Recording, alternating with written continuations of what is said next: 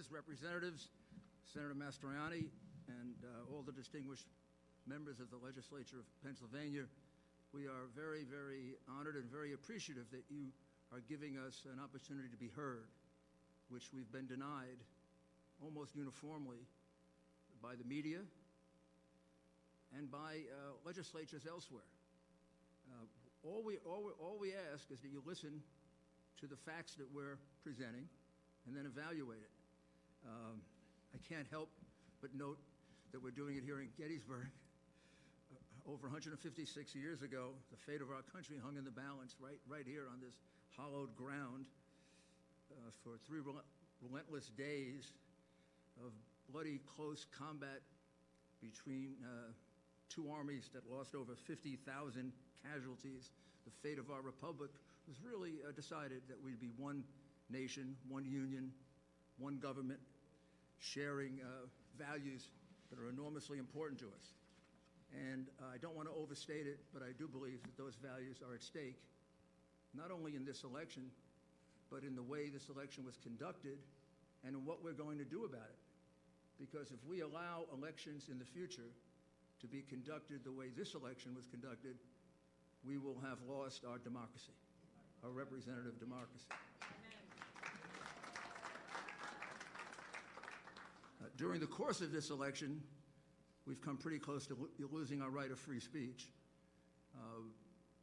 There's been censorship that I've never seen before, of an incredible nature by big tech, big networks, big companies. They only allow one side to be heard, and they refuse to allow the other side to be heard. It's almost as if they're afraid the American people, if they should learn these facts, will find out just who they are and what they're about. This voter fraud that took place, which, as you will see from the witnesses that we call, had several dimensions to it, several different ways in which it was done.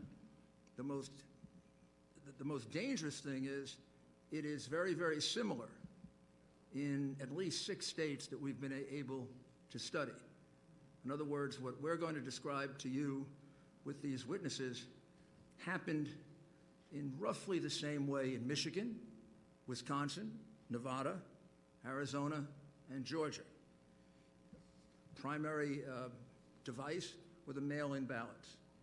You know there was a fierce debate over whether we should have mail-in ballots in the first place. Many scholars, many experts always felt that mail-in ballots were very dangerous because they're very easy to forge. It leads to more defrauding. We were warned by Justice Souter, among others. We were warned by President Jimmy Carter and former Secretary of State James Baker in a report that they did on how to make elections more secure. They warned us that the one thing to do is do not go to general mail-in voting, because every place it's been used, it's led to tremendous fraud. And that was reiterated, believe it or not, in an article in the New York Times in 2012, an article they have now forgotten they wrote, that explained the same thing.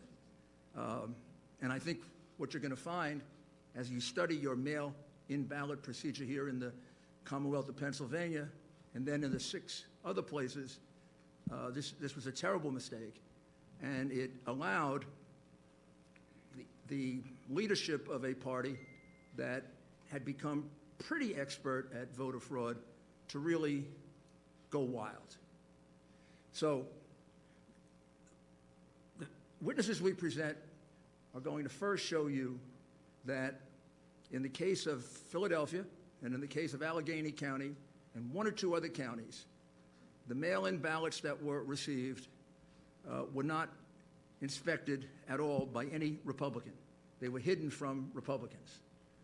In the case of Philadelphia and Allegheny County, I can't be absolutely certain, but I do believe the witnesses will show that a Republican never got to see a single ballot. Now, you know how important that is to determining whether it is a valid ballot or not. There's only one time you get to do that, and that's when you separate the envelope that possesses the verifying information from the ballot. The moment you separate them, you can no longer verify.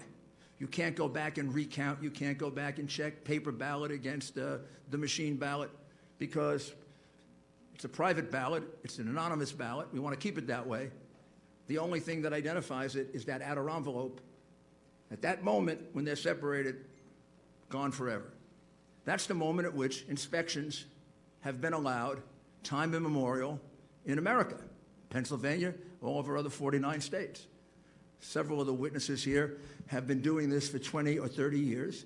They've never heard of a situation in which a mail-in ballot was just put in without allowing a Republican, a Democrat, even third-party members to take one look at it and object to it, for the very reason that it's too prone to fraud.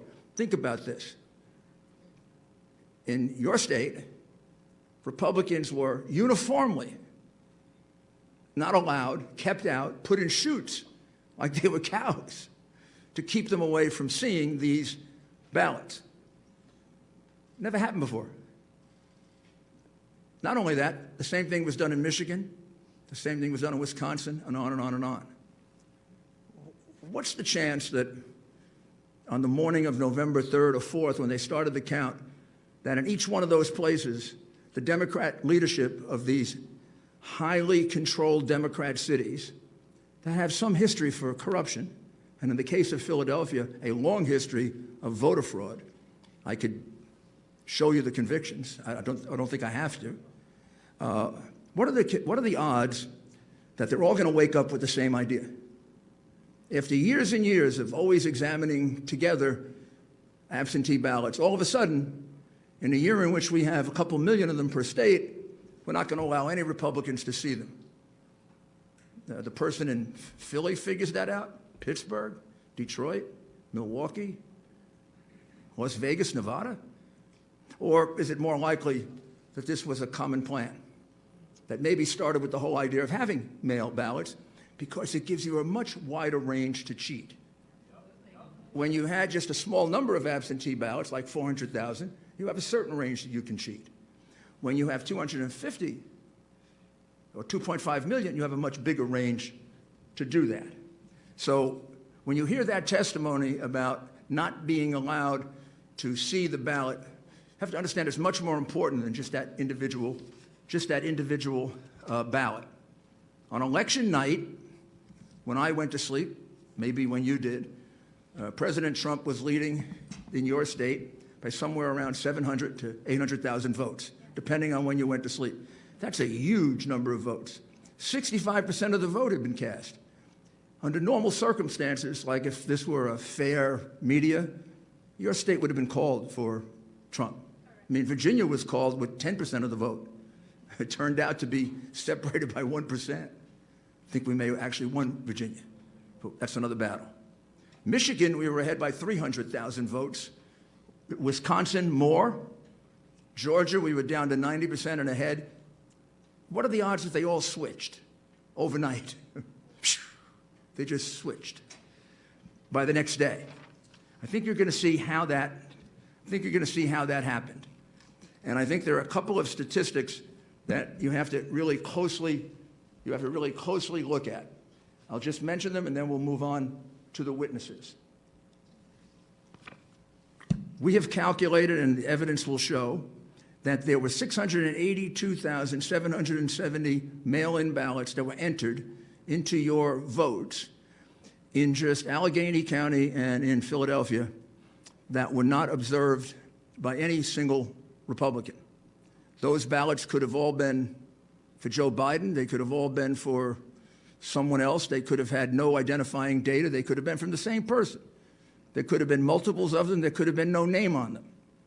We have no idea if that's true. And it will be very hard now to kind of put them together. We could ask, and you could subpoena, all of the outer envelopes. It'd be very interesting to take a look at the 682,770 outer envelopes. It'd be very interesting if they were kept. And it would be very interesting to see how many of them weren't filled out. But in any event, under the law of your state, which is set by you, those ballots are illegal. The judge, mistakenly in his opinion, said that we want to disenfranchise 6 million people. We don't want to disenfranchise anyone. want to disqualify 682,000 votes so that 74 million people are not disenfranchised, because that's what happened by the cheating that went on here.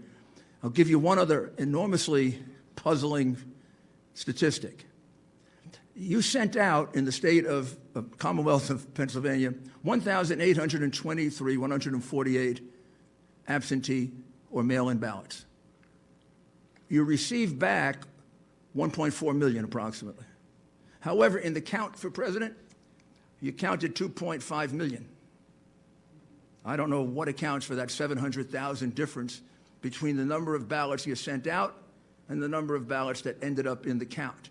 That number, 2,589,242, was on your government website until yesterday. And yesterday it was removed without explanation. I'm going to be very interested in hearing what the explanation is. And I can't imagine you could possibly certify without knowing the explanation of that, as well as the explanation to the 22,686 mail-in ballots that were returned on the day they were mailed. That's a trick. How about they were returned, how about 32,591 were returned the day after they were mailed? Another 20,000 were returned before they were mailed. Of course, I think this is a kind of a low count, and I guess the crooks in Philadelphia are disappointed in this. They only submitted 8,021 ballots from dead people, mail-in ballots for dead people. It's probably easier for dead people to submit mail-in ballots than it is to vote in person. You had about 30,000 of those.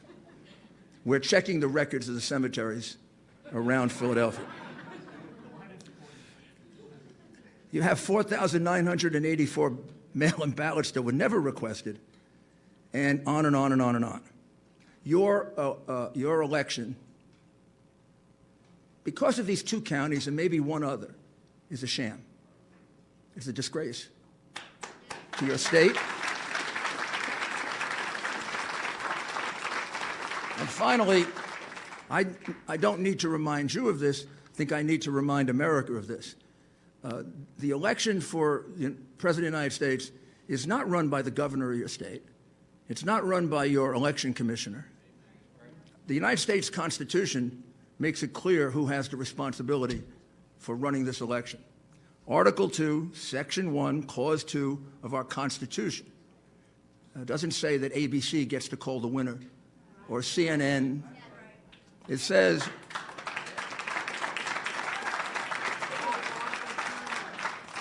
each state shall appoint in such manner as the legislature thereof may direct a number of electors. It's the state legislature that controls this process. It's your power. It's your responsibility. And I think you know, and you have to convince the rest of your members, Republican and Democrat, they owe that to the people of your state, and they owe that to the people of the United States. Because if this happens without consequence, if they can just enter 600,000 some odd mail-in ballots without allowing a single Republican to view it, what's to say that next time they won't do 1 million or 2 million? I know crooks really well. You give them an inch and they take a mile, and you give them a mile and they take your whole country. So now we'll proceed with the witnesses.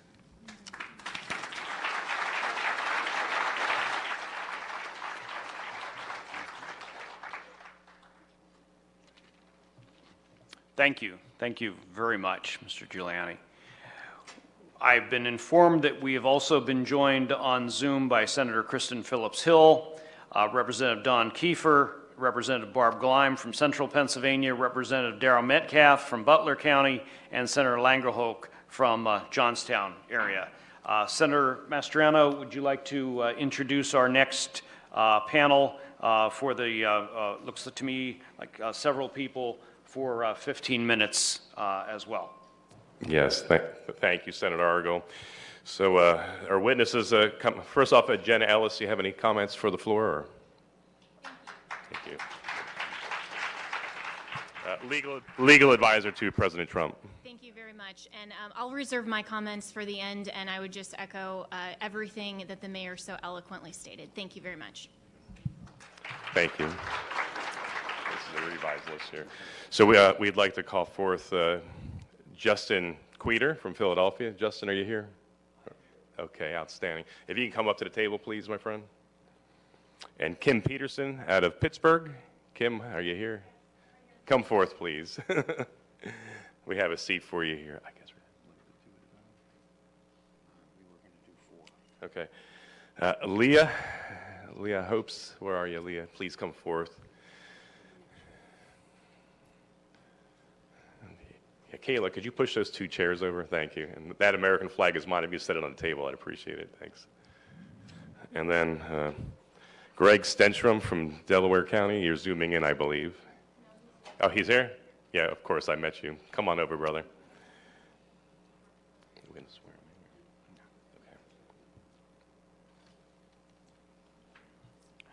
me. Okay, if you can, among yourselves, please divide up the next 15 minutes, and again, we'll hold all questions until the end.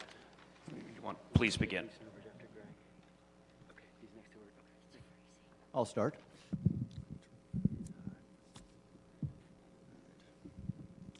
Thank you, senators and representatives, for inviting me to this important hearing. My name is Justin C. Queter, K-W-E-D-E-R. I am a resident and registered voter in the city and county of Philadelphia. I'm an attorney. I am barred here in the Commonwealth. I am a volunteer certified GOP canvass observer. I was present at the Philadelphia Convention Center during the pre-canvass, canvass processing, and counting of the ballots cast in this year's general election. I was first present as an observer at the Convention Center and at the count on Election Day. I returned as a volunteer observer to watch the process every day for the next 10 days. I'd approximate I was there for about 85 hours over those 10 days. Part of the reason that I kept going back was so that I could authoritatively speak about what I saw. And again, thank you for letting me be here.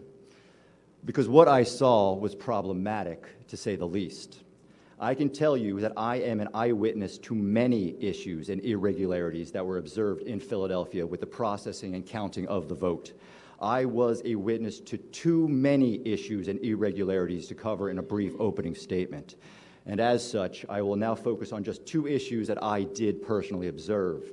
First, the Philadelphia Board of Elections processed hundreds of thousands of mail-in ballots with 0 civilian oversight or observation. The mail-in ballots were handled, processed, opened, and counted in Hall F of the Convention Center. Hall F is a vast room, approximately 350 feet by 350 feet. That's about 120,000 square feet. The Board of Elections erected a fence approximately 50 feet into the hall that ran the length of the room. All observers were corralled behind the fence. More than 100 board workers processed and opened mail-in ballots on the other side of the fence. These masked workers were arranged throughout the 120,000 square feet at a distance from the observers of about 10 feet to more than 200 feet away from us. Unlike what some may have reported in the media, the vast majority, and I'd estimate at least 96% of the board workers were processing mail-in ballots 15 to 200 plus feet from us. Due to the distance of the workers from the erected fences, it was impossible for me or any observer to see what the workers were doing with any type of specificity. The observers were not able to challenge any decision or determination being made about the processing of these mail-in ballots. No civilian oversight over hundreds of thousands of mail-in ballots, 0 opportunity for observers to observe, challenge, or inspect the mail-ins being opened. I find this to be an issue and to be irregular. Move on to the second point, the pink highlighted duplicate ballots, which I haven't heard about, at least not in the media. As the weeks progressed, the observers were informed that the board was going to be duplicating damaged mail-in ballots that could not be read by the scanners. I was told that there were more than 5,000 of these damaged ballots. I was also told that the actual number was unknown and could be much higher.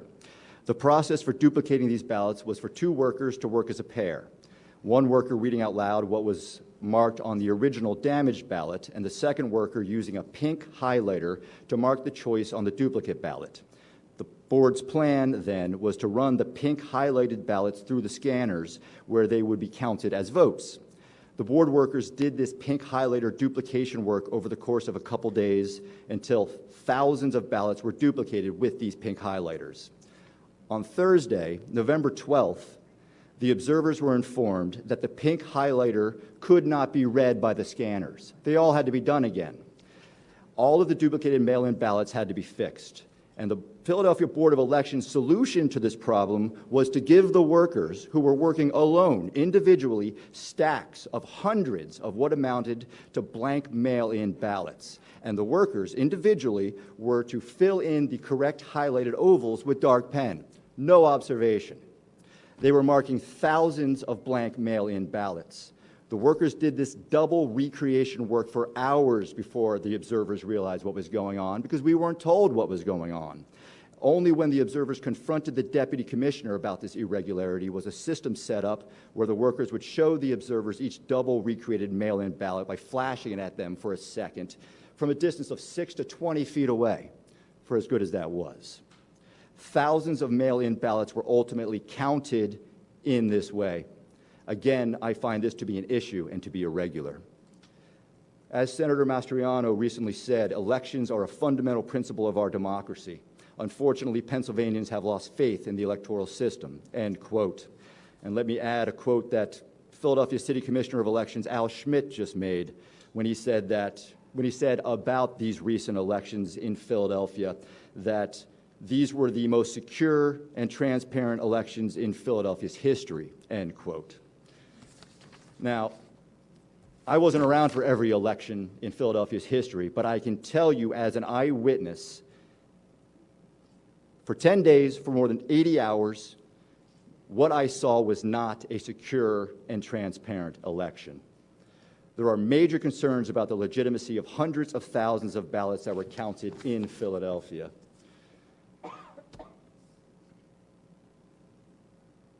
Excuse me. All right. Let me finish with this. May I suggest to you that any restoration of faith on the part of Pennsylvanians in our electoral system can and will only be accomplished after an investigation into this election, only after the law is properly applied to this election. The idea that we can just move on by making sure that the law is properly applied in the next election is, in my opinion, unacceptable.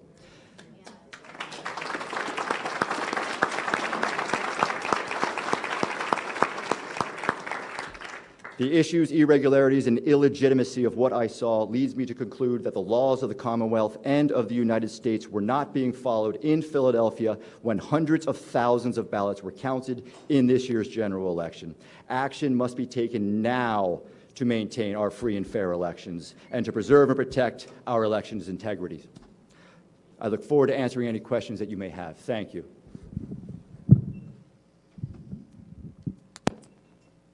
Good afternoon. My name is Kim Peterson, and I appreciate that I'm here today. Thank you all for having me here today. I'm from Pittsburgh, Pennsylvania, and I am here to tell you what I witnessed as a canvasser where at the warehouse where they open the mail-in ballots and separate them from the envelopes as we had been discussing. As the afternoon of Election Day, I went to the down to the warehouse to be a canvasser, as a Republican representative, to be able to watch them open the mail-in ballots. And as the gentleman, Justin, just described, as I was led back to the area where we were able to view them opening the mail-in ballots, we were kept in a corral that was at least 15 to 20 feet from any of the representatives, and that was the closest people opening the ballots. There were people that were 50, 100 feet from us. The closest that was 20 feet about, and you could not see at all the envelope, the ballot itself, where they were stacking them, anything that was required that we were able to see.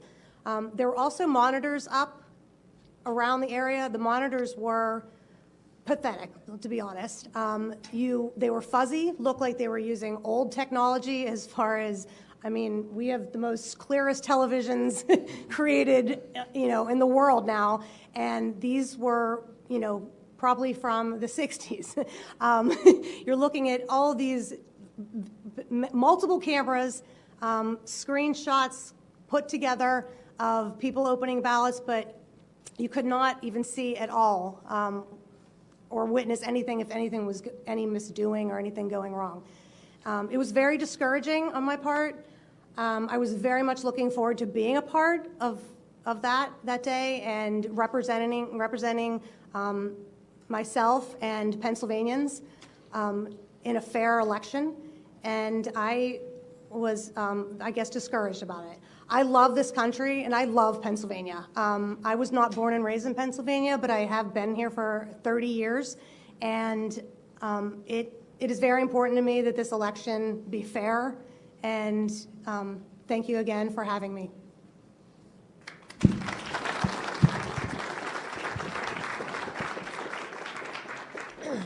First and foremost, my name is Leah Hoops. I'm from Delaware County, Pennsylvania. I was a poll watcher on the day of election, and I was also present at the counting center in Chester, Pennsylvania.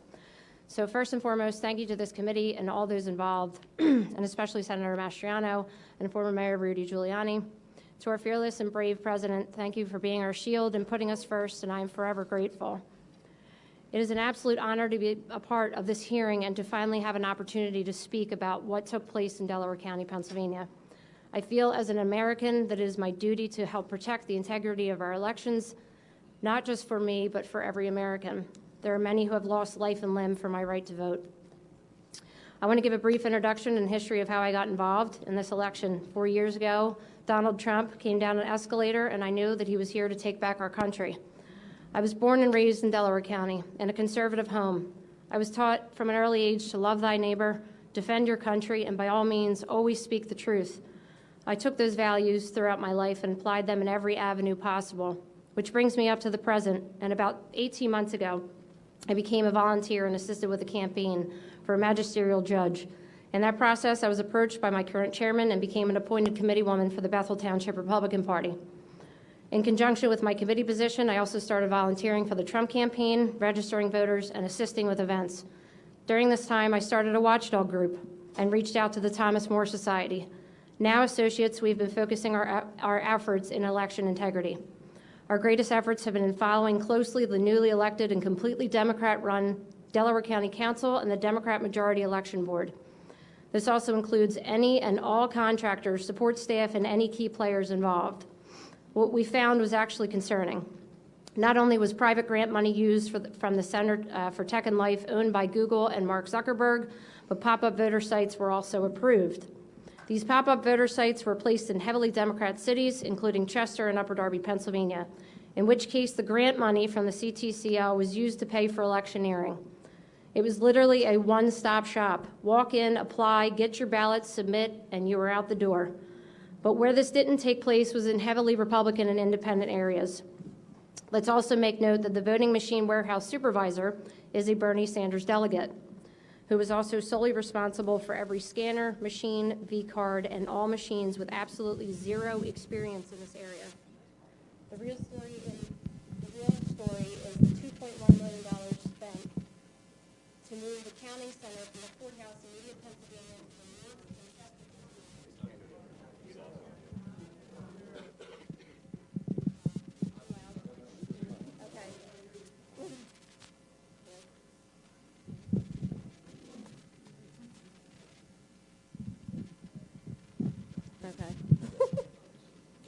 Okay, sorry.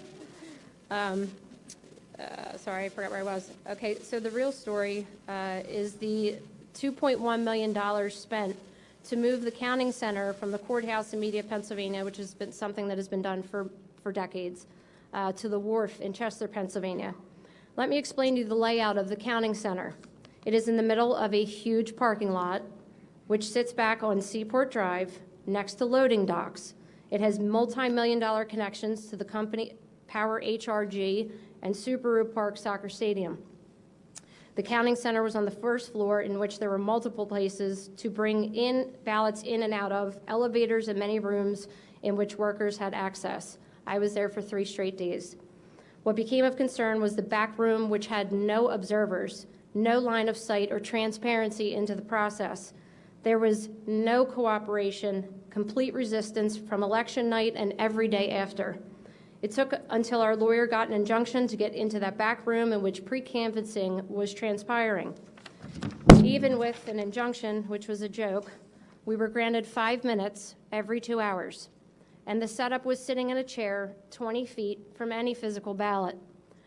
I truly wish I had enough time today to recreate what I witnessed and felt during those moments, but we did not gather here today just for me and my experience, but rather a collection of experiences from Americans like myself.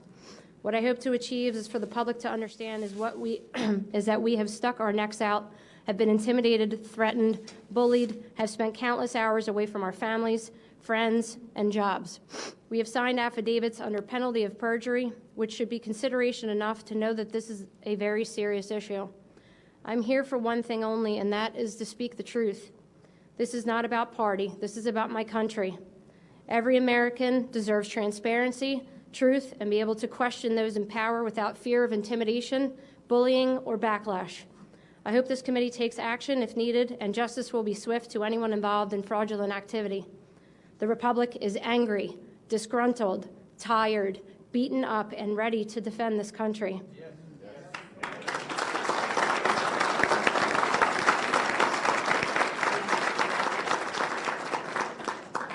Thank you. Without election integrity, we are just another banana republic.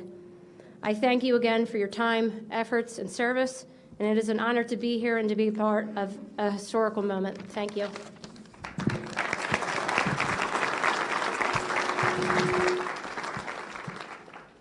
It's a tough group to follow.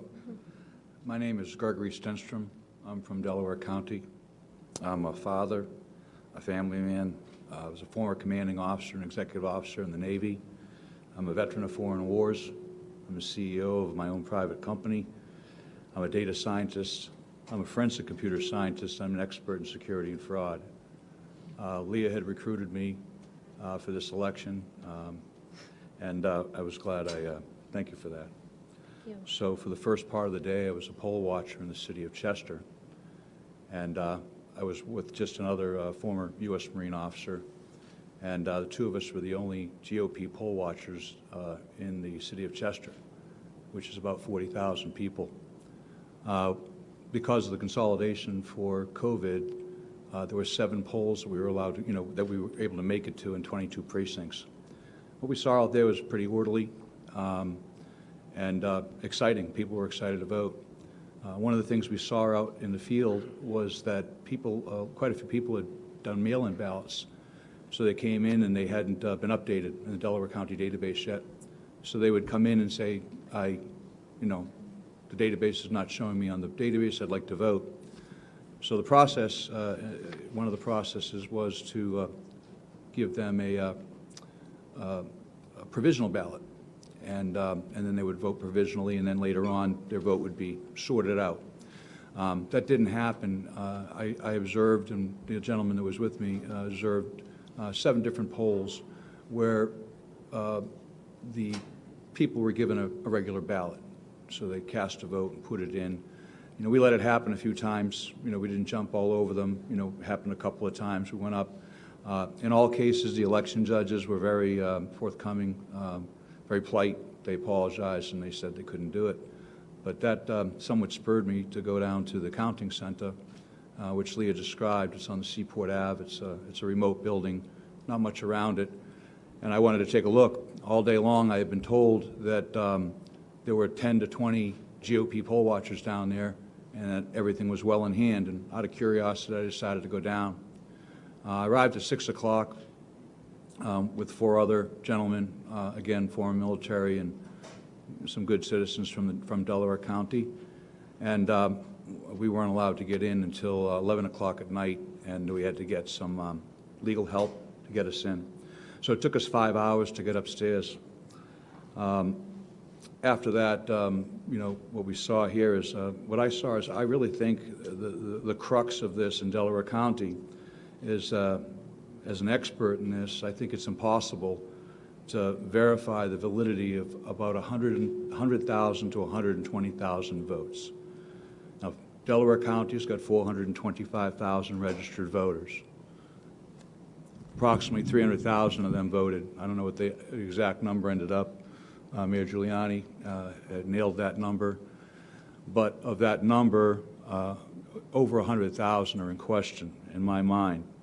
What I saw as a forensics expert was an election process that was forensically destructive in the manner it was conducted, with the envelopes being separated from the ballots and gone to the other side of the room. And the problem with that from being forensically destructive is that when you go to do a recount, okay, the machines did a pretty good job of recounting, so if I have 120,000 ballots, mail-in ballots at one side of the room and envelopes at the other side of the room, it's still going to come out 102,000 votes for Vice President Biden and 18,000 votes for President Trump. I don't care how many times you recount those votes, you know, the ballot's going to come out the same every time. So the notion of a recount in a forensically destructive process doesn't work very well. What we saw there, what I saw there, was a chain of custody in all cases that was broken. It was broken for the mail-in ballots, the drop box ballots, the election day USB V-card flash drives. In all cases, the chain of custody and the procedures that were defined by the Delaware County Board of Elections and Election Process Review they didn't follow one. I couldn't even redline this multi-page document because the entire document would be, they didn't follow any of the procedures. So I personally observed USB V-cards being uploaded to the voting machines by the voting machine warehouse supervisor on multiple occasions. I saw this personally. I brought it to the attention of the deputy sheriff who was there stationed, who was a senior law enforcement officer, and I brought it to the attention of the clerk of elections. I brought it to their attention. I objected, and I said, this person is not being observed. He's not part of the process that I can see, and he's walking in with baggies, which we have pictures of, and it was submitted in our affidavits, and he was sticking these USBs into the machines. So I personally witnessed over that happened 24 times, over 24 times. We have multiple other witnesses that saw it, including Democrat poll watchers. And we were told, I was told the next day by the solicitors, well, actually not the solicitor, but the attorney that we had secured, that they said every election they leave a couple of USBs in the voting machines and they're brought back, and generally the warehouse manager comes over and puts them in. So in talking to the U.S. Attorney General McSwain and other law enforcement officers, I found out that was not the case, that generally, you know, more than two is unusual.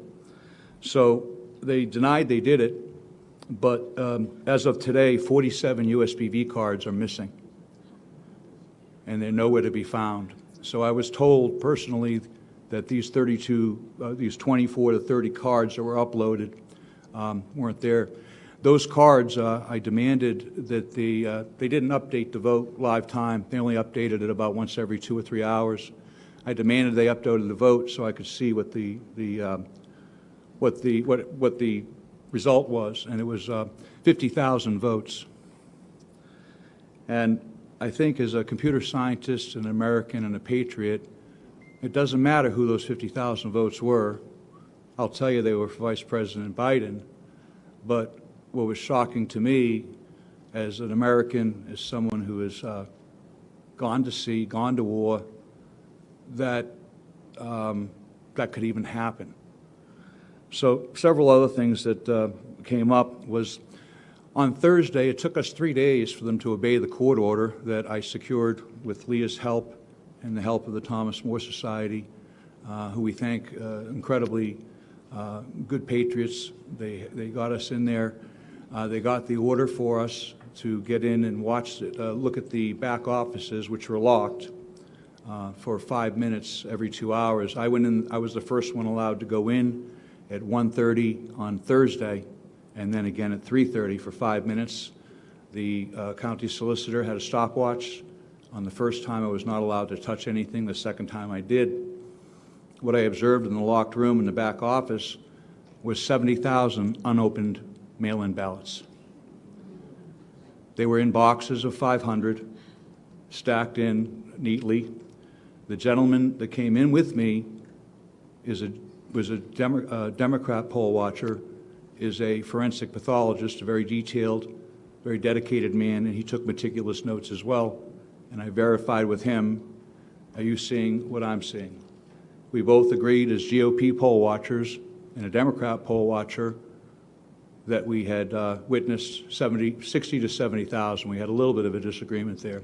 The problem with that was by that time, the mail-in ballots had already been counted. So 120,000 mail-in ballots had already been counted, posted, and done. So my question is, where did the 70,000 ballots go? And nobody knows. We have a picture in here of a large number of boxes that I took that were filled with what appeared to be ballots sitting by the Blue Crest machine. They were there for about 3 hours, and then they disappeared. I thought it notable when I watched it, when they were taking the ballots up and down. I said, I am an expert in fraud. I saw the ballots going up multiple elevators and racks, and I think a lot of well-meaning people and a lot of honest people were there doing that. They were trying to participate in the process, and I would say that 99% of the people there, the way the process was designed, I believe that people thought it was a non-fraudulent process. I heard that said many times. I said, there's no fraud going on here. I said, well, I'm not, I didn't even bring that up. But I think people saw what they wanted to see, and they saw what was intended for them to see. I called it at one point kabuki theater. I said it was all designed for us to see it. It was entertaining. There were cameras on it. When we finally got into the back room where the votes were being ingested, as a data scientist, I want to see where the data is coming in. And I wanted to know the universe of the votes. Well, the universe of the votes was only supposed to be 120,000 mail-in ballots. We were told there were 6,000 ballots remaining. So I said, okay, we have a universe of 126,000 votes. And then when I get back there, the universe wasn't 126,000 votes. The universe was 200,000 votes. So that's a problem. I think the last thing a couple of other things is the Blue Crest sorter machine was only manned by one person. People ask me all the time, how do people commit crimes? I know there's a lot of theories here, and I always look for the simplest thing. People that sticking USB sticks in, putting ballots in, very simple thing, only takes a couple of people. Doesn't take a big conspiracy. I think people look at things and they use inflammatory words, and like fraud and so forth. As a forensic computer scientist, my interest is in the data. Where did it go? Where did the spoilage go? How did the data come in and go out of the system? So I think as a scientist, we need to look at that. We need to audit that. What was really upsetting to me, and the most upsetting, was I had spoke to multiple law enforcement agencies and literally begged multiple law enforcement agencies. I said, go in. And I said, in order to prove that nothing's happening, you either exonerate yourselves in the process or refute what I'm saying, please. It's a very simple process. Just go get the forensic evidence from the computers. It's a simple process. You turn the computer off. It's non-destructive. It takes moments, maybe half an hour, 20 minutes to do it properly and collect the evidence. You open the computer up. You take a device called a bit blocker. You put it in the hard drive. It's done under the observation of law enforcement officers. They take a forensic image of the drive, put it all back together. It wouldn't have taken more than an hour to image all 5 machines. That was never done, despite my objections, and that was 3 weeks ago. Lastly, when they said, well, we've got all the forensic records and so forth. We just learned 2 days ago that virtually all chain of custody logs, records, yellow sheets, everything was gone. All forensic evidence, all custody sheets in Delaware County are gone. They had a signing party where they sat down, and poll workers were invited back to recreate those logs And our understanding as of today was that they were unsuccessful in getting them all. So we have a situation where we have 100,000 ballots to 120,000 ballots, both mail-in and USB, that are in question. Now, there's no cure for this. There's no remedy for this. As a home charter, we could have a re-election in Delaware County for our own representatives within our own town, but there is no cure for that for the President of the United States. And I don't believe, as a citizen and an observer to this, that anybody could certify that vote in any good conscience. And if the Democrats that have a part of this process, had done things, followed their own procedures, which they created almost unilaterally, we would be in a situation where they could exonerate themselves and they could say, Mr. Stenstrom, you've been misinformed. We have evidence here that refutes what you say. But that's not the case. They can't do that. So I say, if you can't certify that vote, and you can't certify 100,000 votes out of 300,000, then you can't certify Delaware County. And I'm done, and thank you for your time and patience.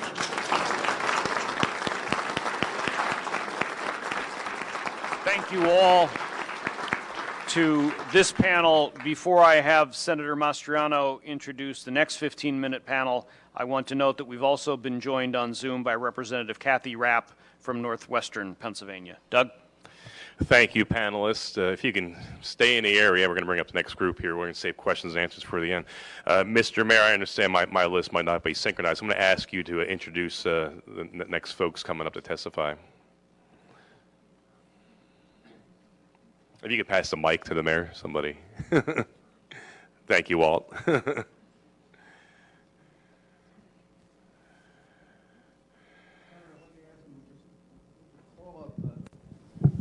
We could call up four more witnesses like this, or we could now put on the statistical expert who could explain some of this, and then put on the additional witness. Either way you prefer.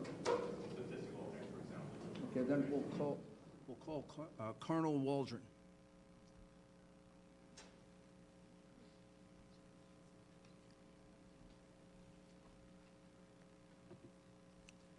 And if you don't mind, if I can interrupt and ask him a few questions, I can probably get it directed.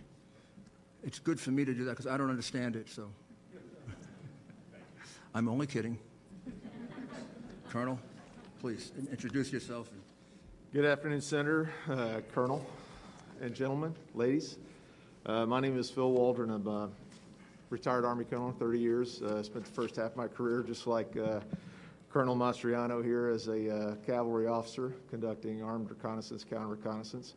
Last half of my career spent in information warfare as a psychological operations officer and information operations officer, conducted computer network operations, electronic warfare, special electronic warfare, deception, counter-deception, and OPSEC, and a couple other specialties. Sir, sorry. You still got a Stetson and Spurs. So I spent all of my time as an operations officer. My perspective looking at this this problem set is how to break in, how to break it, how to destroy it, how to manipulate it.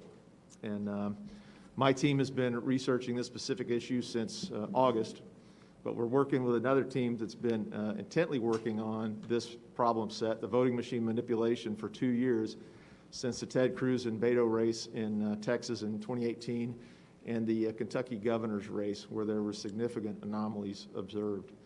And I'd like to add that there are many, many more teams like ours, small teams that are joined in this fight, and they're throwing the flag left and right. So there's a lot of folks who are recognizing anomalies. The voting systems in the U.S. And in Pennsylvania were built to be manipulated. They've been used in elections around the world and stolen elections around the world in Venezuela, Italy, Argentina, Singapore, Bolivia as close as 2 weeks ago. The Philadelphia uses ES&S, Pittsburgh uses Dominion, other counties in Pennsylvania use Dominion and other systems. So what's the real deal? So all of these election systems have a common DNA. SGO Smartmatic sold Sequoia voting systems to Dominion in 2010, and then the Diebold company spun off Premier Election Systems to Dominion as a result of an antitrust suit. So the bottom line is that these systems have similar code and similar functions. And just so you know, I know there have been statements to the contrary, but I personally debriefed the son of a Cuban intelligence officer who had firsthand knowledge of Hugo Chavez's family members who told him not to worry about the populist threat against Maduro's election in Venezuela, quote unquote, that it was guaranteed. Their father invested the money to build the SGO voting machine system. So I have no reason to doubt this gentleman. He's sworn an affidavit to this effect. But that's the root of the SGO voting machines. So these systems are not what you've been told. They are connected to the internet and servers outside of the U.S. They're connected from top to the bottom in the middle. There is no transparency, as our previous witnesses mentioned, as to how the voter information is processed, how and where it's stored. The voting record is able to be modified and or deleted by operators, administrators, and outside threats. Operators can assign votes for write-in ballots, blank ballots, or error ballots in large numbers so that they can be directed toward one candidate or another at the operator's or supervisor's discretion. And many experts have published how easily these machines can be hacked to manipulate votes. As a matter of fact, one of our white hat hackers previously discovered a malware that's present on the servers that captures every login and every password of every operator down to the precinct level that logs into one of these systems. It's just like giving the password to your bank account out, putting it on the dark web. It's not going to be there very long. And just so you probably are all aware, on 30 September, an election storage facility was robbed in your state. 30 USB devices were stolen and a laptop. Those USB devices more than likely had encryption devices, and you've just heard another previous witness talk about the non-standard use of the USB storage devices. So these systems, in a nutshell, allow authorized and unauthorized users to cancel votes, shift votes, preload votes, vote blank ballots, all in real time and in large numbers. They're connected from the top to the bottom. So one bad actor or a team of bad actors can have equally negative inputs. It's been described by another person in another state that we're working with, just like the lotto. Whoever organizes the lotto is always going to win. It's controlling the numbers and it's controlling the margins. Our experts and other academics believe that up to 1.2 million Pennsylvania votes could have been altered or fraudulent. This is what we discovered in the last 22 days. Really, only a detailed forensic analysis of the actual machines and software will truly show how many Pennsylvania citizens have had their civil rights violated. So to use these type of machines with little or no audit trails, little or no transparency of how the votes are processed, where they go, where they're stored, will never leave the public satisfied that we truly have a representative democracy. I'd like to correct something the mayor said. I am not a statistician. I'm a combat officer and didn't do well in math. But I can understand the numbers that he put out earlier. Want to share with you one chart. I believe it's in your package. So what our team has done is focused on the spike anomalies, and these are events where a numerical amount of votes are processed in a time period that's not feasible or mechanically possible under normal circumstances. I believe Greg Stenstrom mentioned earlier the processing of these ballots through machines. There's a manufacturer's specified rate of speed that a number of ballots can be imaged and processed. These spike anomalies in this chart really show where for us to look forensically to actually determine what happened with these votes. Our team has looked at these systems And there are a dozen ways to interdict the voting process in these issues, whether it's mail-in ballot manipulations. They can scan and allocate votes, blank votes, whether it was 70,000 votes left in the back room. There's just lots of ways to interdict these systems. So with that, I'll answer any potential questions. Thank you. Next panel, please. Could I just Yes, sir. ask him to clarify one or two things?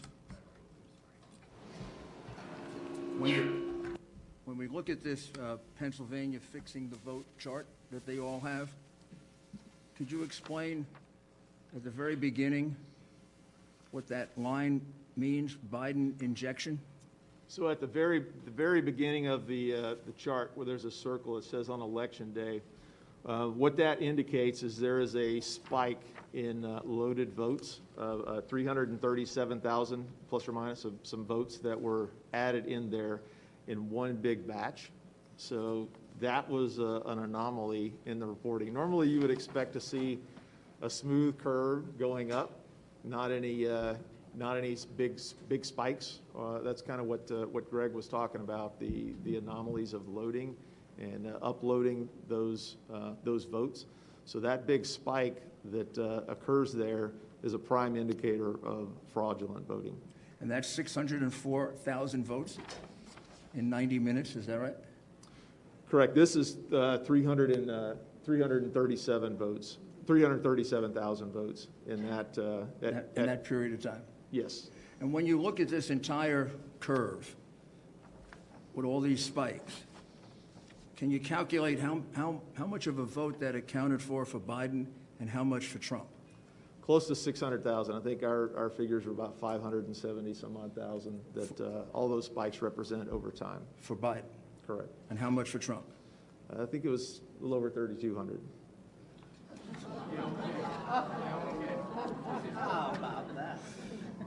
Now, just to go back to your original document, this one pager that they all have. Mail-in ballots counted without being observed. Those are the ballots we were talking about that were not observed in Allegheny County and in Philadelphia. Correct. Is that right? 682,770. Now, this is the part that is a mystery. Mailed ballots sent out, 1,823,148. But when you go to the final count of the vote, there are 2,589,242 mail-in ballots. What happened? How do you account for the 700,000 mail-in ballots that appeared from nowhere?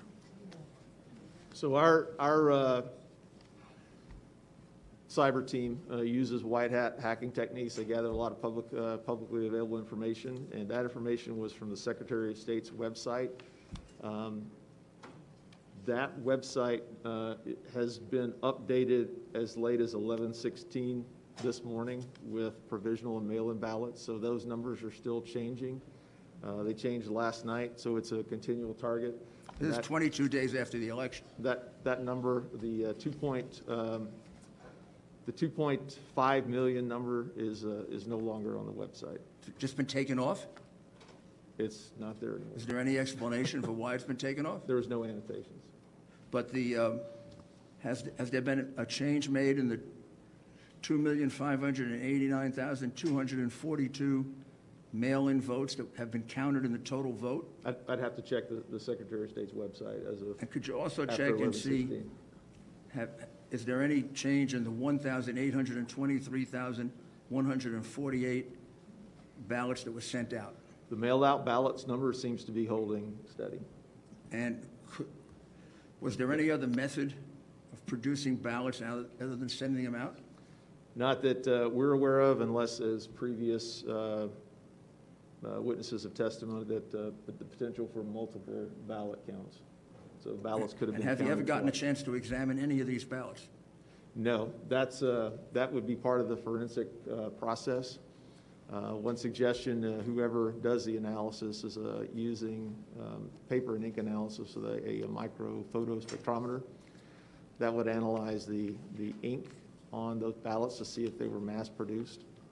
So in addition to the 682,770 ballots that were entered without a single inspection of any kind, there also appear to be something like 700,000 ballots, mail-in ballots, that were never sent out, that were counted. There are noted discrepancies in the That's a Secretary of State's pretty big report. discrepancy.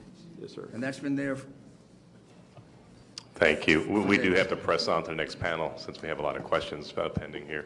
Mr. Mayor, could you introduce Sure. the next panelists? So now we have Jane Winters, Gary Feldman, who's going to be on a Zoom. Is he here? Well, then have him come up. Yeah, please come up as you're called. I believe Charles Nudo, N-U-D-O, and David Shestakis.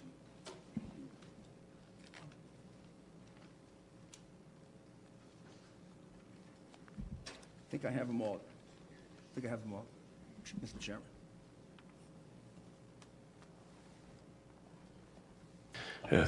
Thank you, gentlemen. We'll start with the men physically in the room here with your testimony, and then go to the Zoom after that, so please. Thank you, Senator. My name is Gary Feldman. I am a resident and voter of Philadelphia City and County. I'm registered as a Republican. I have been involved with Philadelphia Republican politics for over 20 years now. I've had watcher certificates, and on this past November 3rd, 2020, I was issued a watcher certificate to be the watcher for President Donald Trump.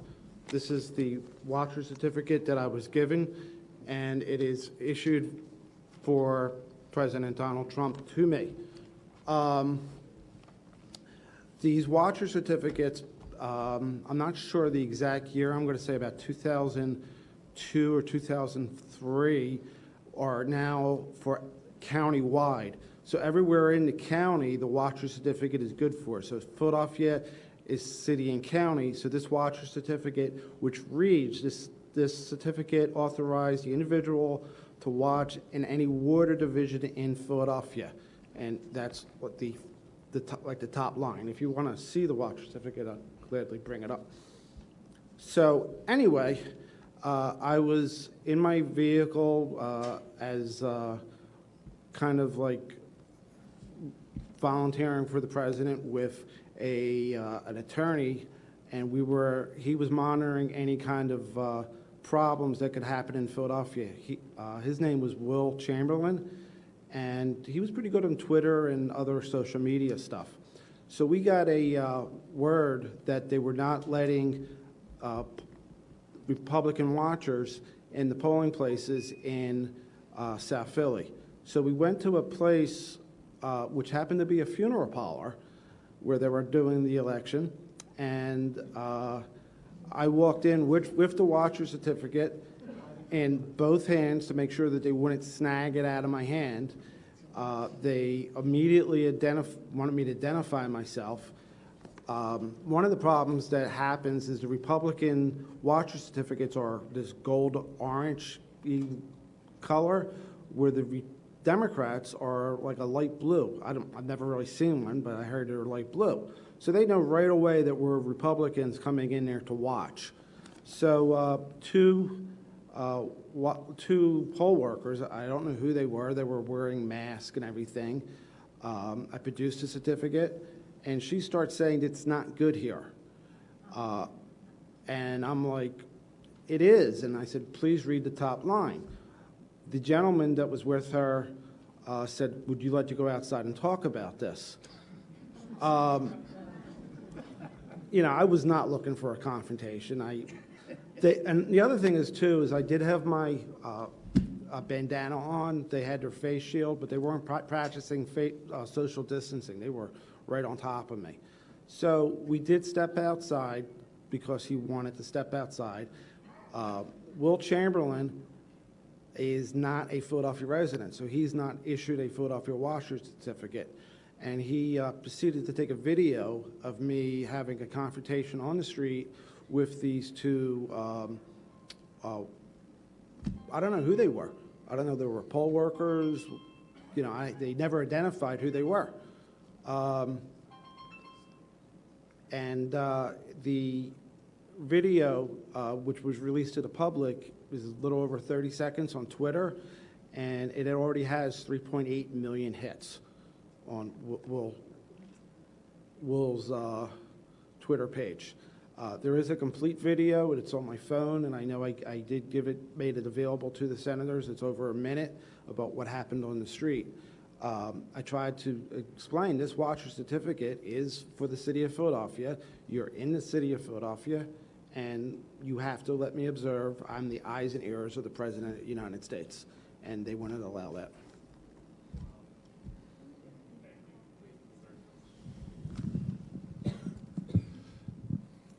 Thank you for the opportunity to be, excuse me, be here today. Oh, sir. Yeah, I just want to add another thing that's really kind of crucial. When this happened, the fact checkers group or organization, I don't even know what they are, started to put disclaimers on the video. Fact checkers said they contacted me. Fact checkers never contacted me. Fact checkers said that it was a misunderstanding. They said the commissioner's office tried contacting me. They used the name Kevin Feely from the commissioner's office. I don't know who Kevin Feely is. Nobody from fact checkers called me. I don't even know if they have my phone number. And the commissioner's office did nothing to follow up on any of this. I did see Commissioner Al Schmidt when we were doing the canvassing, but we didn't mention anything about what happened that day.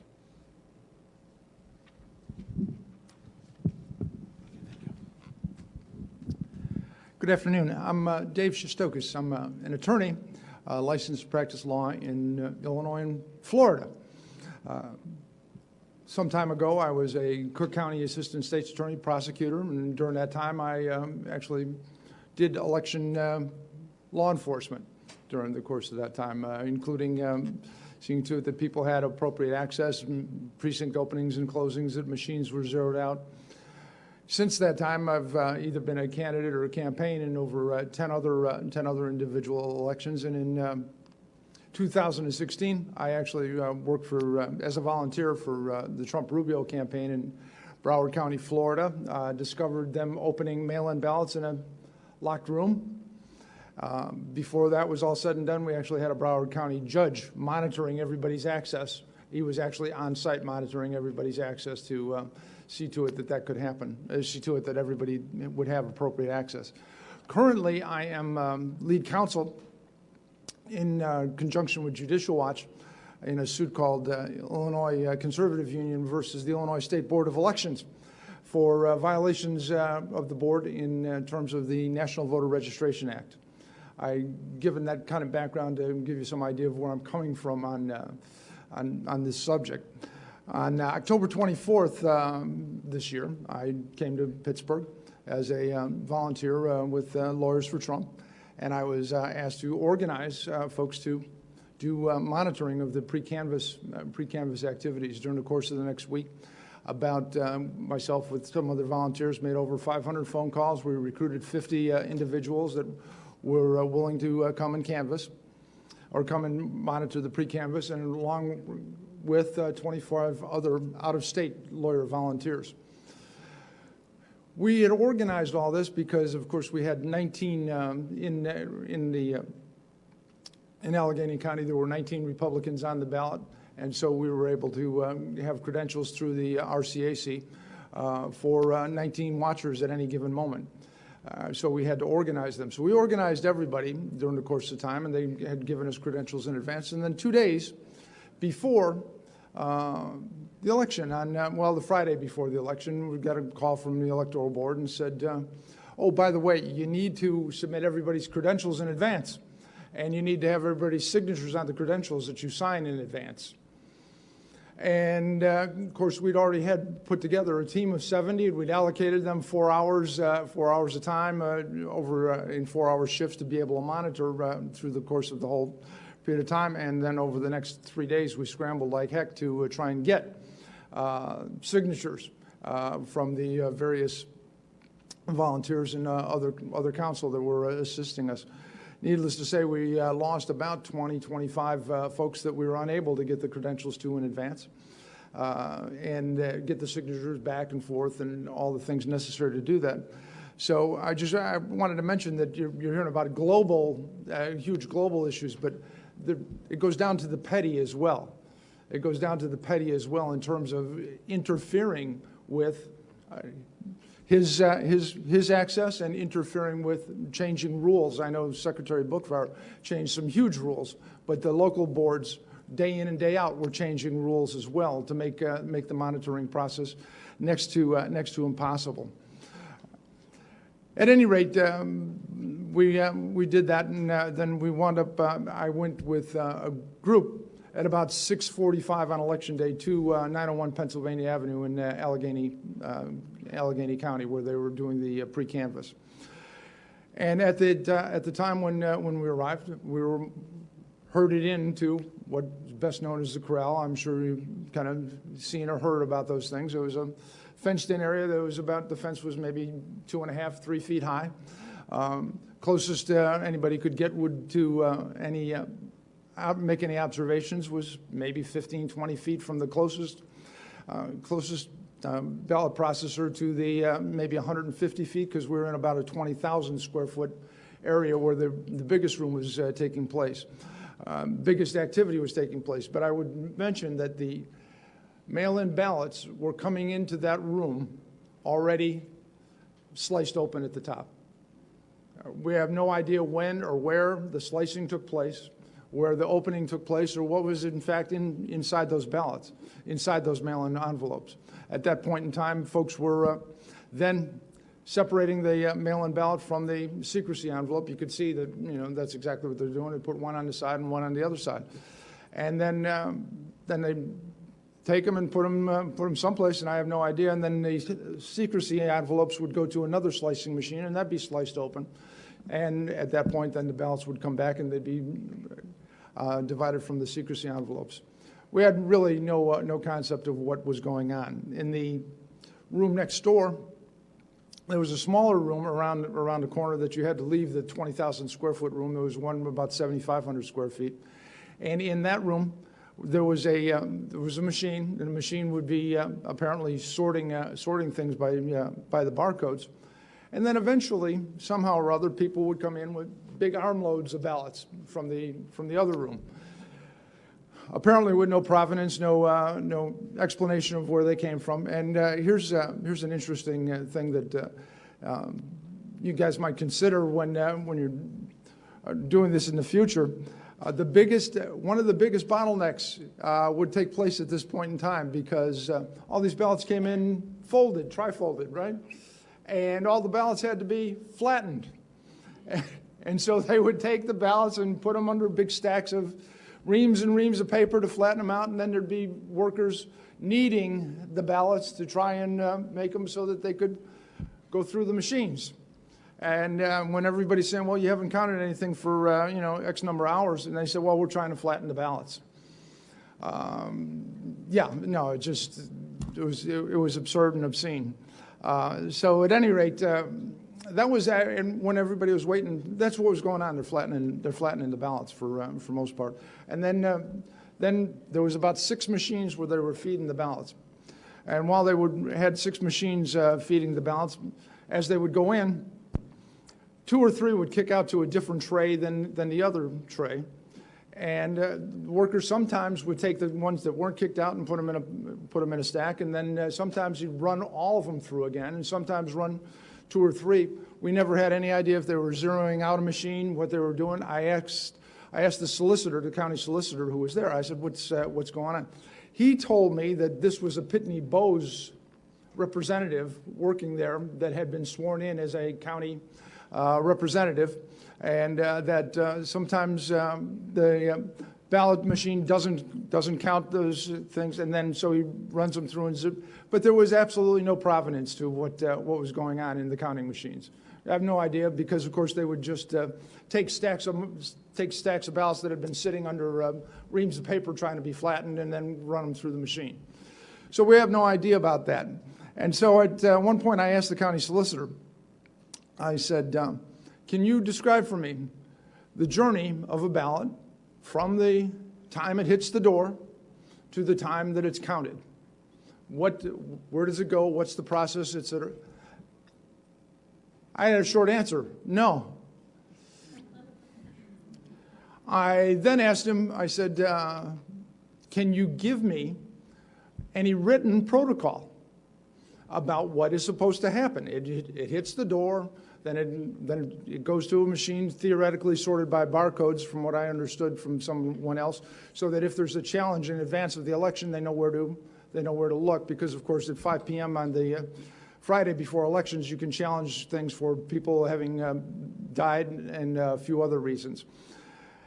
And but then I asked, I said, is there any written protocol for that? And he said, no, we have no written protocol for what we're conducting, what we're doing here.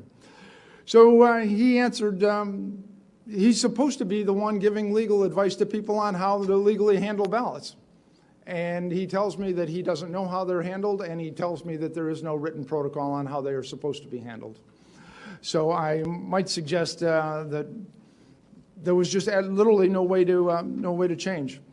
I mean, there was no way to challenge. There was no way to look at those ballots. And I would say, in my experience, electoral experience, one of the things that legitimizes elections is the ability of not a disinterested third party to review what the process is, but actually an adversarial third party to review what the process is. And this was completely and utterly absent.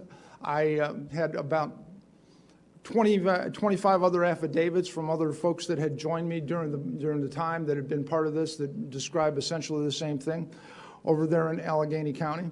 Most of whom were attorneys and had been versed on the comings and goings of the Pennsylvania Supreme Court, which I might suggest ultimately the last decision in Ray canvassing, when the Pennsylvania Supreme Court ultimately said that it doesn't matter how far you're away from the ballots because you don't have the right to challenge anything anyway.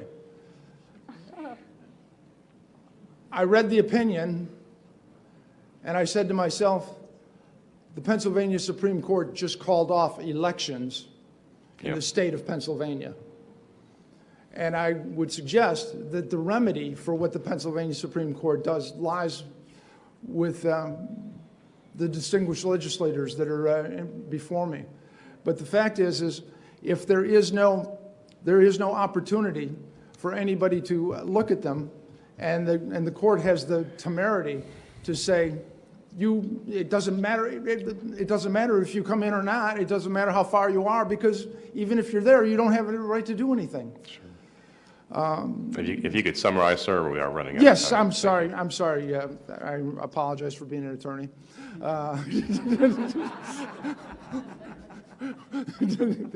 No, I apologize, Senator.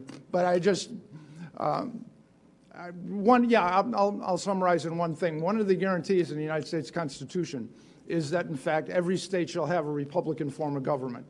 And I would suggest to you, if the Supreme Court of Pennsylvania determines that they're going to run the state and allow the local election authorities to essentially appoint winners, the state of Pennsylvania no longer meets that guarantee as a Republican form of government. Thank you. Thank you, sir.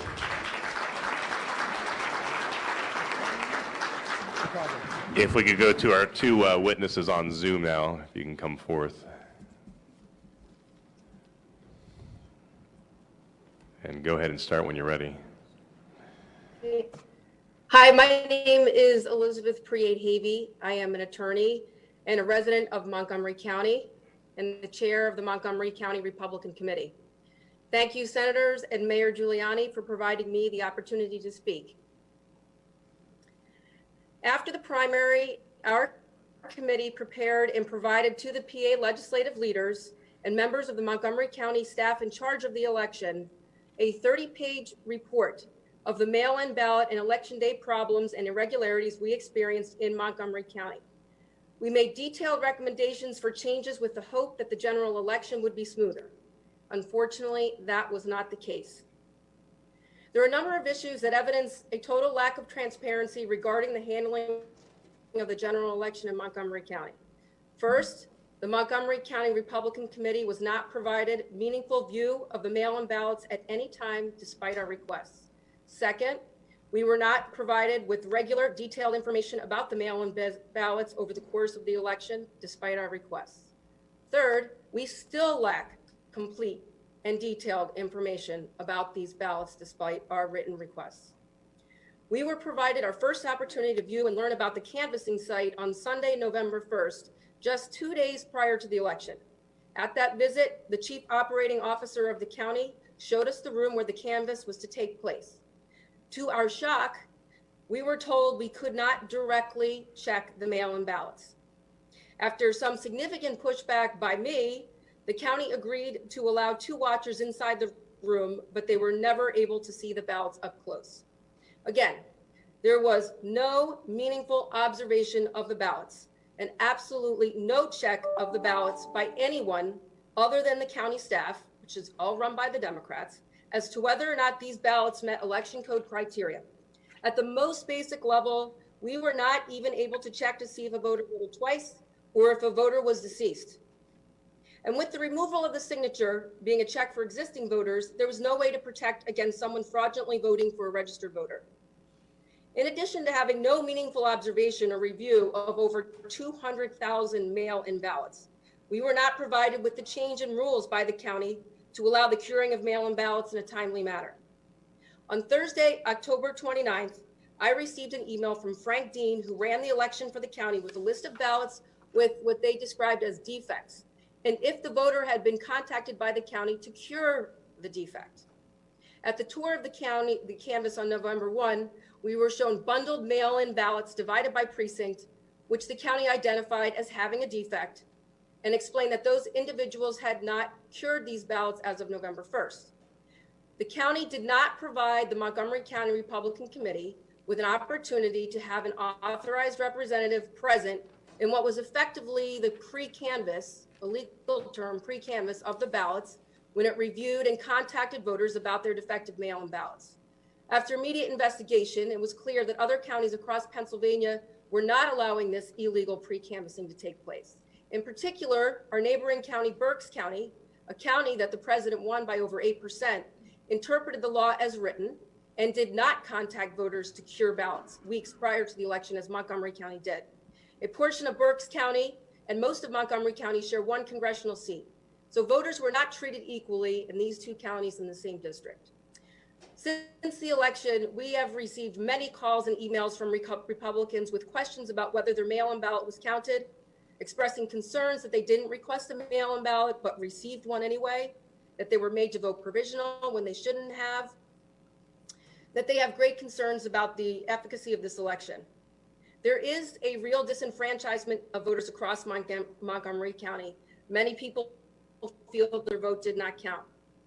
Because we lack the information we need to tell them otherwise, and because we were not able to have any meaningful check on mail-in ballots, we cannot provide these concerned voters with the assurance they need that the process was fair and that the election was honest.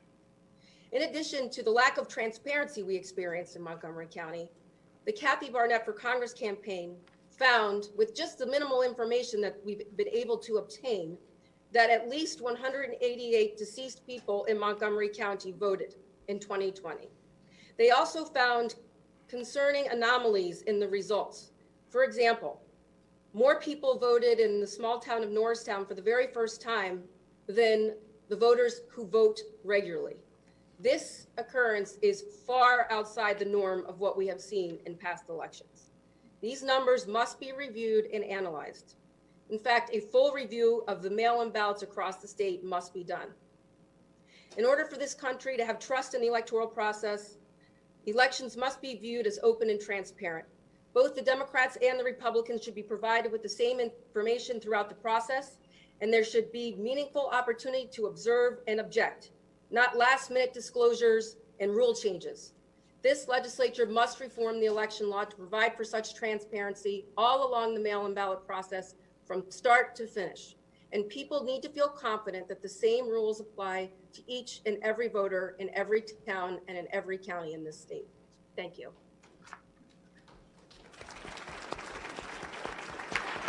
Okay, next member on the Zoom, are you up? Thank you. Do we have contact? She's still on. Okay, there you are. We're ready. Please proceed. For Julie Vahey. Oh, no, she's going. Go ahead. Hello, thank you for having me here today. My name is Julie Vahey, and I'm a resident of Montgomery County and the Executive Director of the Montgomery County Republican Committee. I'm here to speak with you today regarding my experience as an observer of the pre-canvass and canvass of the mail-in ballots. In Montgomery County, we had over 250,000 mail-in ballots requested for the general election. In the weeks leading up to the election, I personally trained over 100 volunteers to inspect and monitor the counting of these ballots to ensure the legitimacy of the vote in Montgomery County. Unfortunately, they were never given this opportunity. On Sunday, November 1st, during a walkthrough of the mail-in ballot facility, we learned that no watchers were permitted to inspect or even see the outside envelope of the ballot.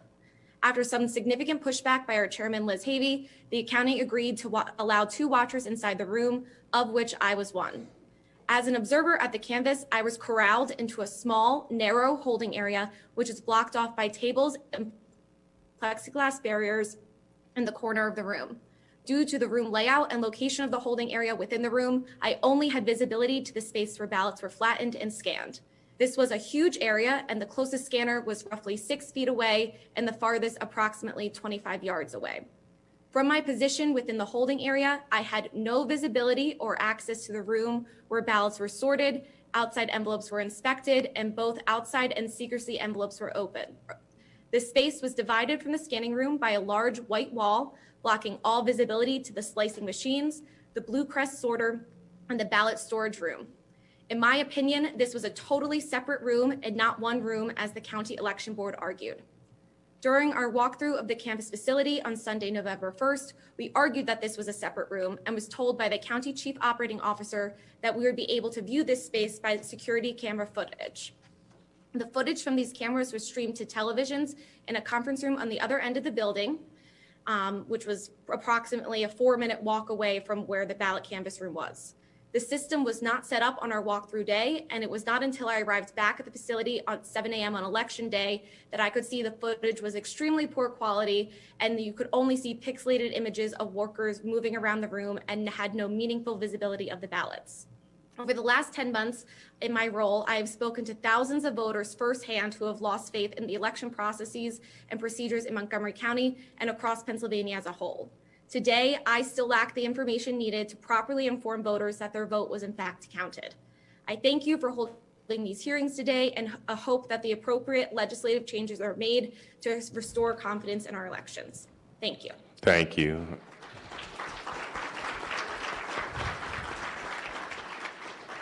Facts are stubborn things, and I appreciate you guys laying it out there. It doesn't make a difference. Mayor, if you can introduce the final panelists before we go to question and answer time. I believe there are 2 other. 2 more on Zoom? Zoom. Okay, please come forth, friends on Zoom, when you're ready. Here we are. We're here, but we can't see ourselves. Can you hear us? We hear you loud and clear. Please begin. Okay. My name's Charles Noodle. I live in Drums, Pennsylvania. Can you hear me? Yes. Can you see me on the screen? You're not on the screen. No, but please continue. Okay. There. Go ahead. My mother, no, we got somebody else.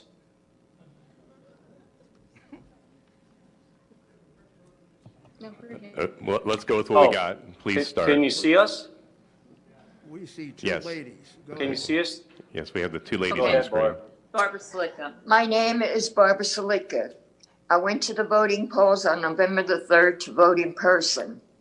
I waited 2 hours in line, and when I went in, I showed identification, and I was taken up to the polling place.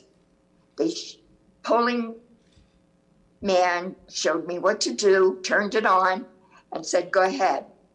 I voted, and I printed it out, and when I got it and I looked at it, Trump was not on there. I voted for Trump, and it wasn't there.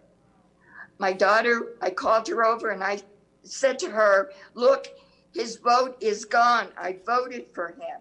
So I called a poster over, and he said, it's not supposed to be seen. It's for privacy. Just put it through the scanner and you're done. It bothered me. It's been bothering me since, because I voted, and was it counted or was it flipped? I don't know.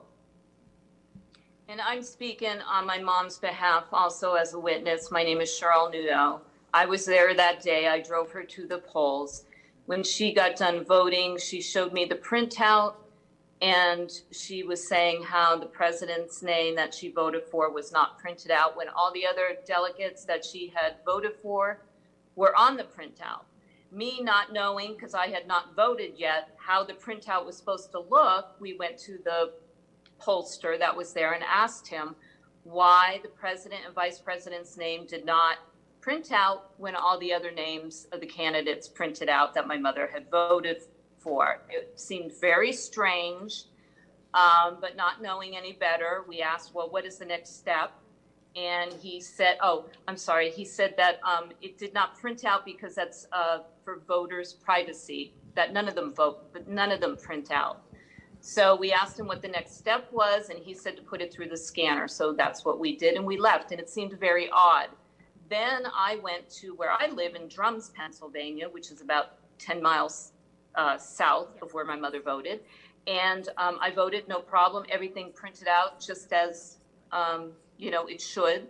And I scanned it through. So it just seemed very odd. And we wanted to report that in my mother's area, which was Fairview Township, it seemed very odd that it did not print out. Thank you. Okay, I'm Charles Nudo, and by the way, my mother-in-law is 84 years old. She forgot to mention that. Anyway, my wife then, 80. I'm sorry, she's 80. My wife called me that day, and she was distraught and told me everything they just told you. So I go to my polling place around 3:30, 4 o'clock here in Drums. And when I first walked in, a young gentleman came up to me, started explaining how to vote. And he said, take the stylus, make your choices, then print it out with a printer that's underneath the machine. And I thought, that's odd. I've been voting since 1992. We never had to print a ballot. And I actually thought it was easier to vote in 92 on the World War II surplus voting machines with the curtain. You did your choices, opened the curtain, and they went click, and everything went. All of a sudden, we have to print a ballot. So anyway, I'm pretty good with computers. I made my choices. I printed it out. All my choices are on there, from president on down ballot.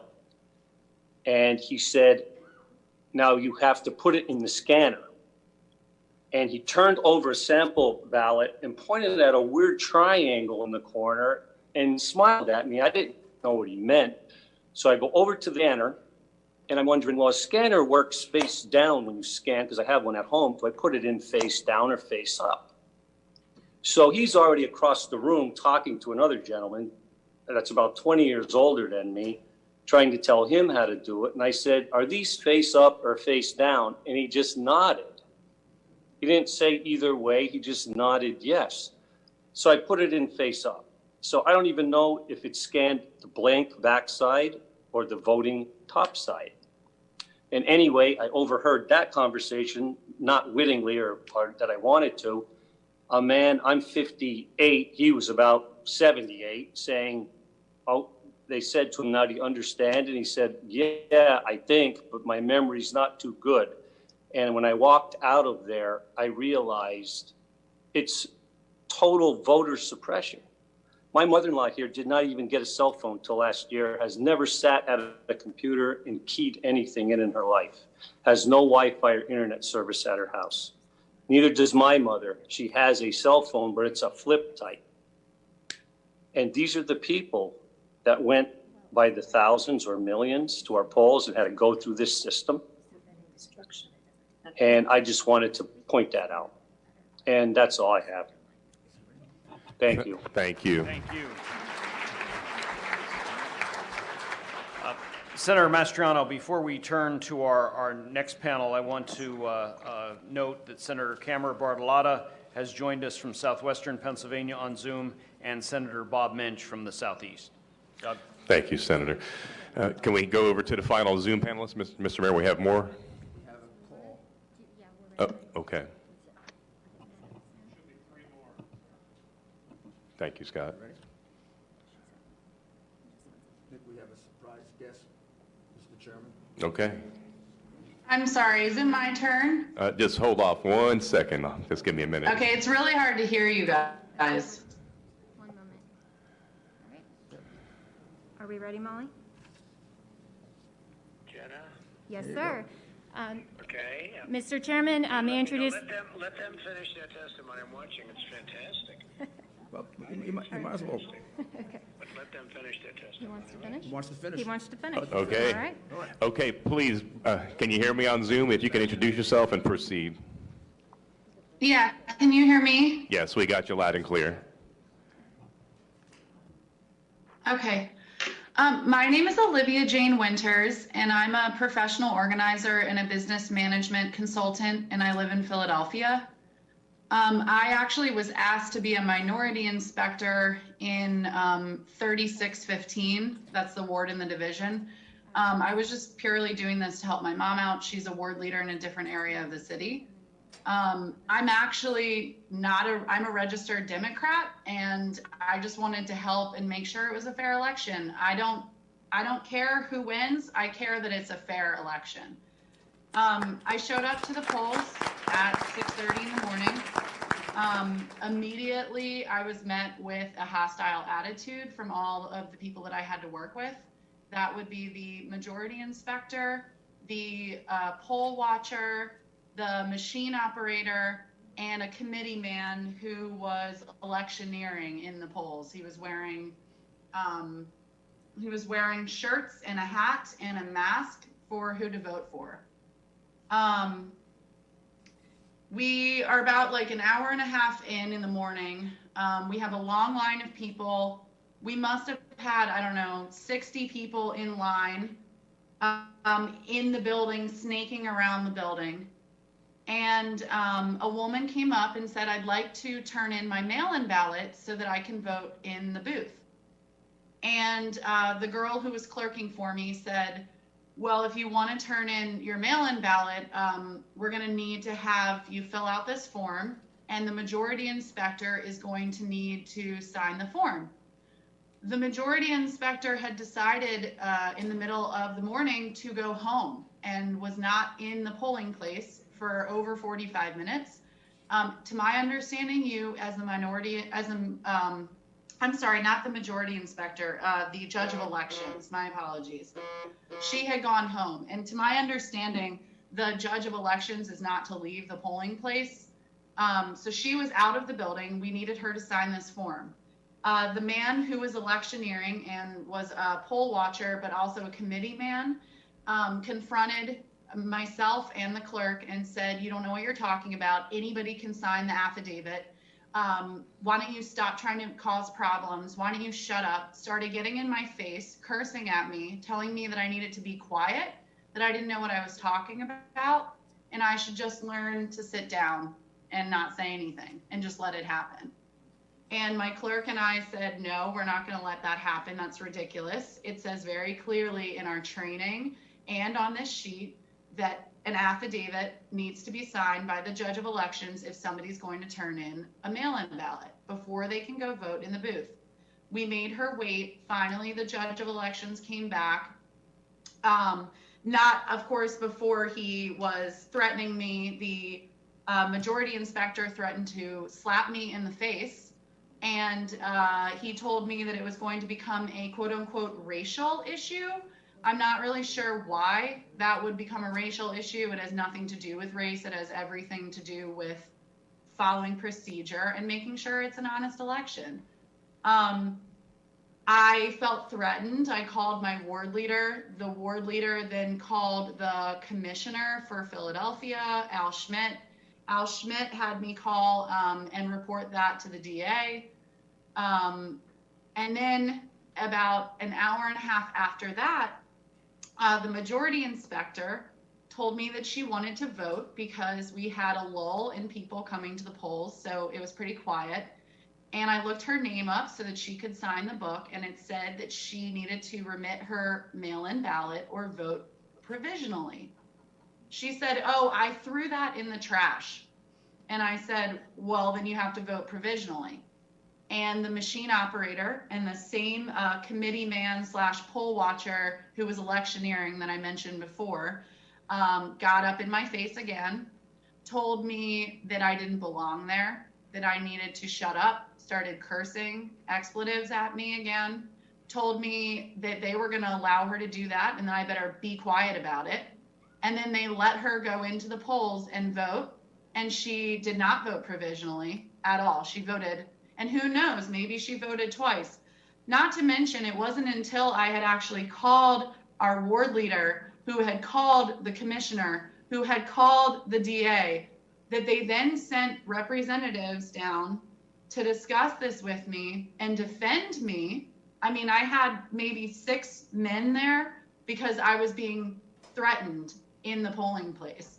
And the committee man that I mentioned earlier, who was threatening me, then got his cousin involved, who was working the polls as a poll watcher and was also wearing electioneering gear.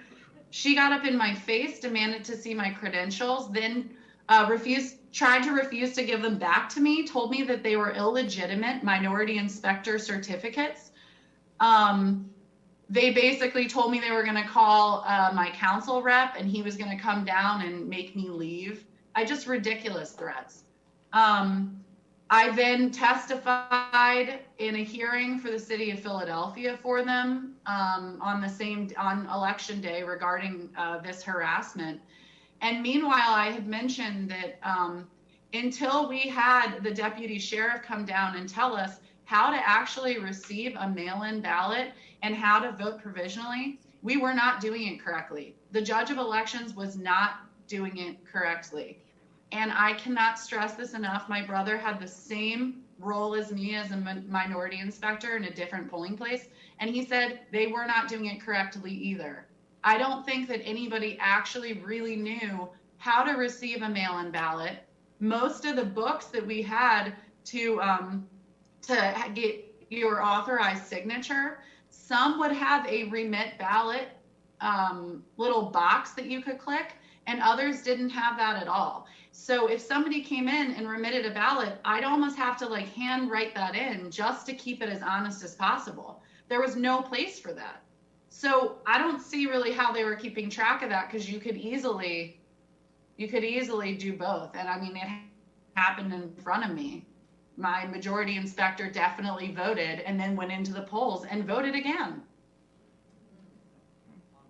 And I'm unless you have questions, I'm not really sure. No. I think that's pretty much what happened. Thank you very much. Senator Mastriano. Thank you. If we can have our final Zoom, I got 1 or 2 more, if the next one can come forth. Whenever you're ready.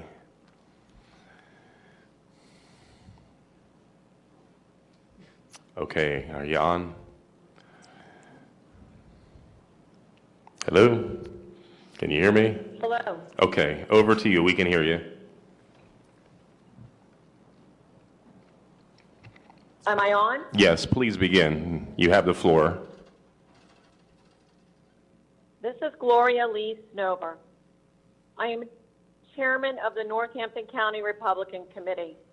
Northampton County is a Democrat county where Republicans win elections. I have been involved in the political process in Northampton County for more than 25 years. I've worked on campaigns for township supervisor to president of the United States. This year was one of the most vast, complex elections I have ever had to oversee as party county chairman. The complexity was due to the new mail-in ballot system and ever-changing rules. The unmanned drop boxes in the general election that we did not have in the primary. Also changing the fact that voters could bring their ballot to the polls and vote on the machine, and many other new procedures. There was mass confusion regarding the mail-in ballot system. I fielded scores of calls from Northampton County voters and collected incident reports from voters and poll watchers regarding the November 3rd election. The typical calls I would field were, I didn't ask for a mail-in ballot. Why am I on the mail-in ballot list? I did not get my ballot. What should I do? It's been weeks. How come my wife got her ballot and I didn't get one? We applied on the same day. How can I vote on the machines if I applied for a ballot? Is it safe to put my ballot in the mail? My ballot says it wasn't received, and I turned it into the election office in person. My ballot says canceled. What does that mean? I voted in person, and it still says not counted. I've been on hold with the election office 70 minutes. What do I do? In turn, because of these questions, I had a number of phone calls and emails, correspondence with the election office and the county solicitor before Election Day, trying to make sure I was disseminating information correctly to the voters, volunteers, and the campaign.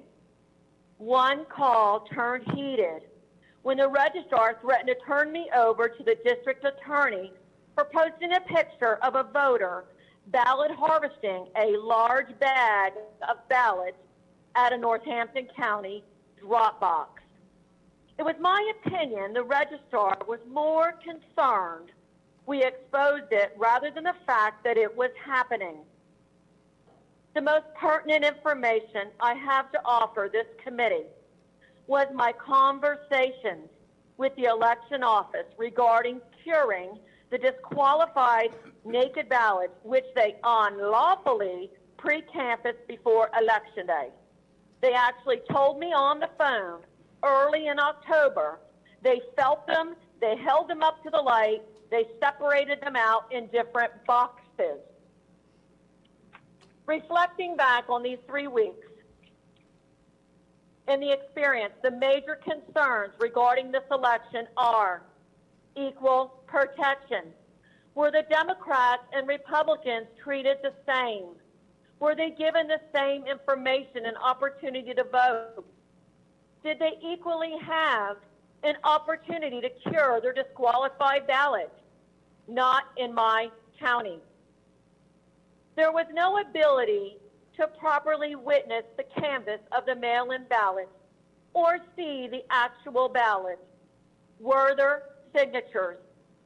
The solicitor told me there is absolutely no law that allows us to see the counting or to see the ballots. To this day, we have no idea what or whose ballots were counted. Another one, very strange. There's a pattern of reactivated old voter rolls that kept reoccurring on the SURE system. The SURE system is our Pennsylvania voter system.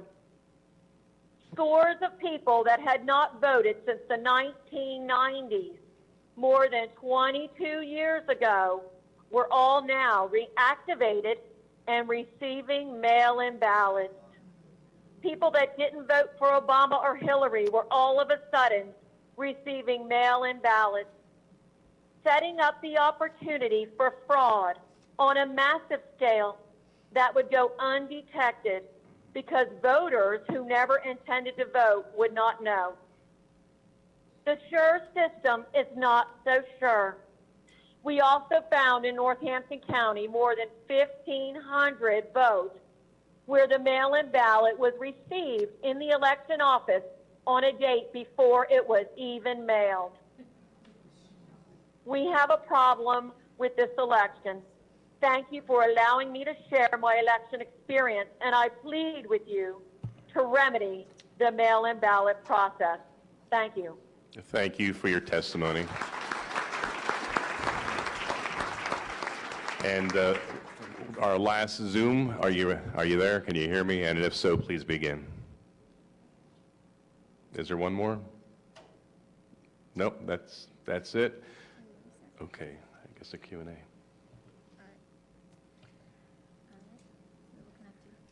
Let me begin now with questions from our representatives and senators. I believe probably about 30 minutes, if we may. Oh, we have one additional witness. Commentator. Please. All right. I will introduce to you now, Mr. President. You are connected.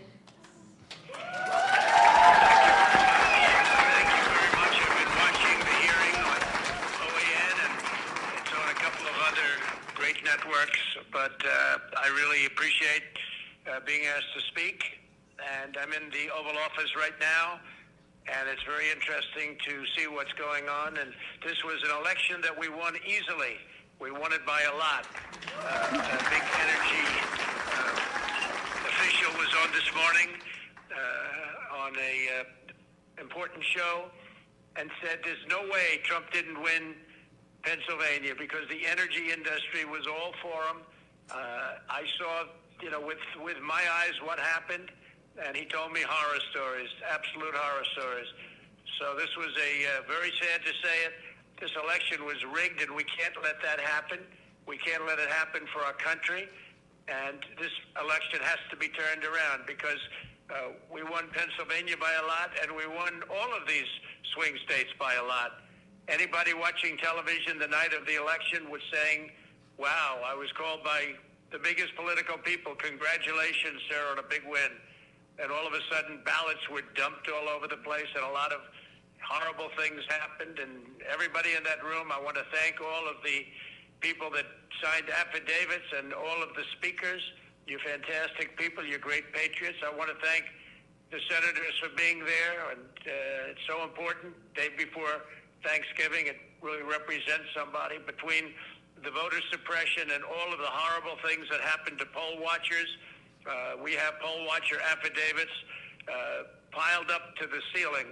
They're all over. They were treated horribly all over this, all of these swing states. I mean, virtually all of the swing states. And many other things were happening that were horrible, just horrible. But the poll watchers weren't allowed to watch.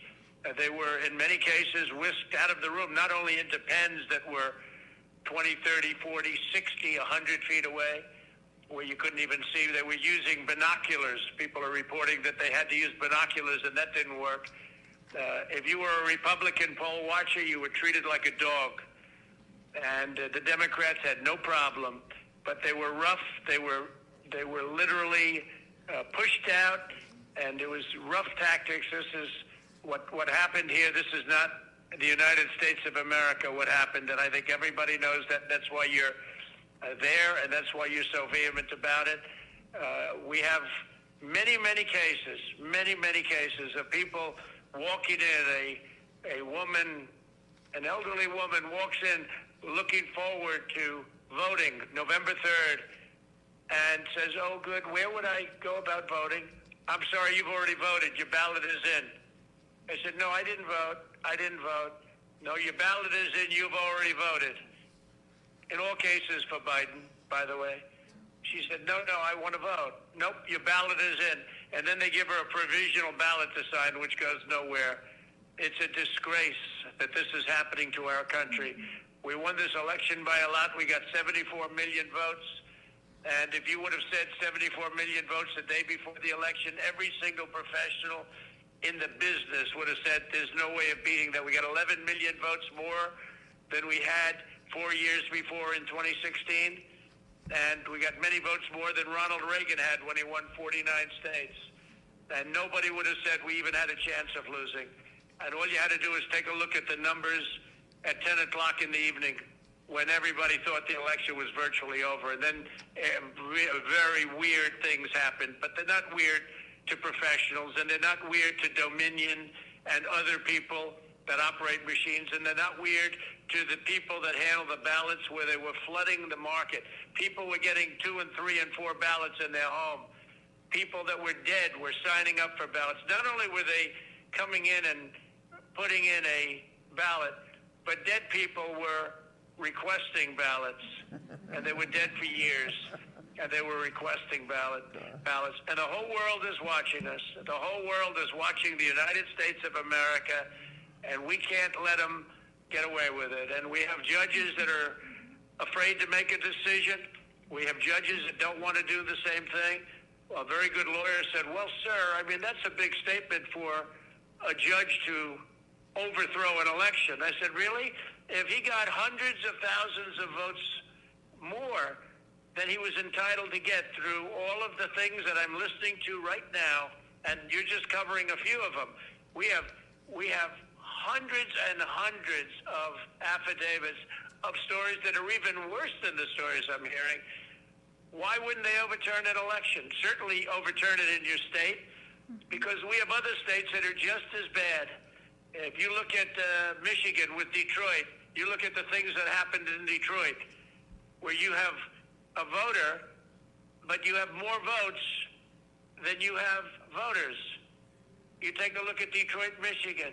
You have more votes than you have voters.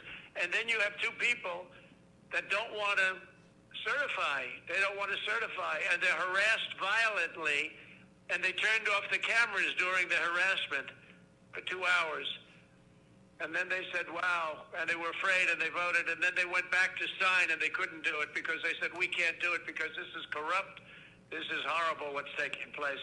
Think of it, more votes than you have voters.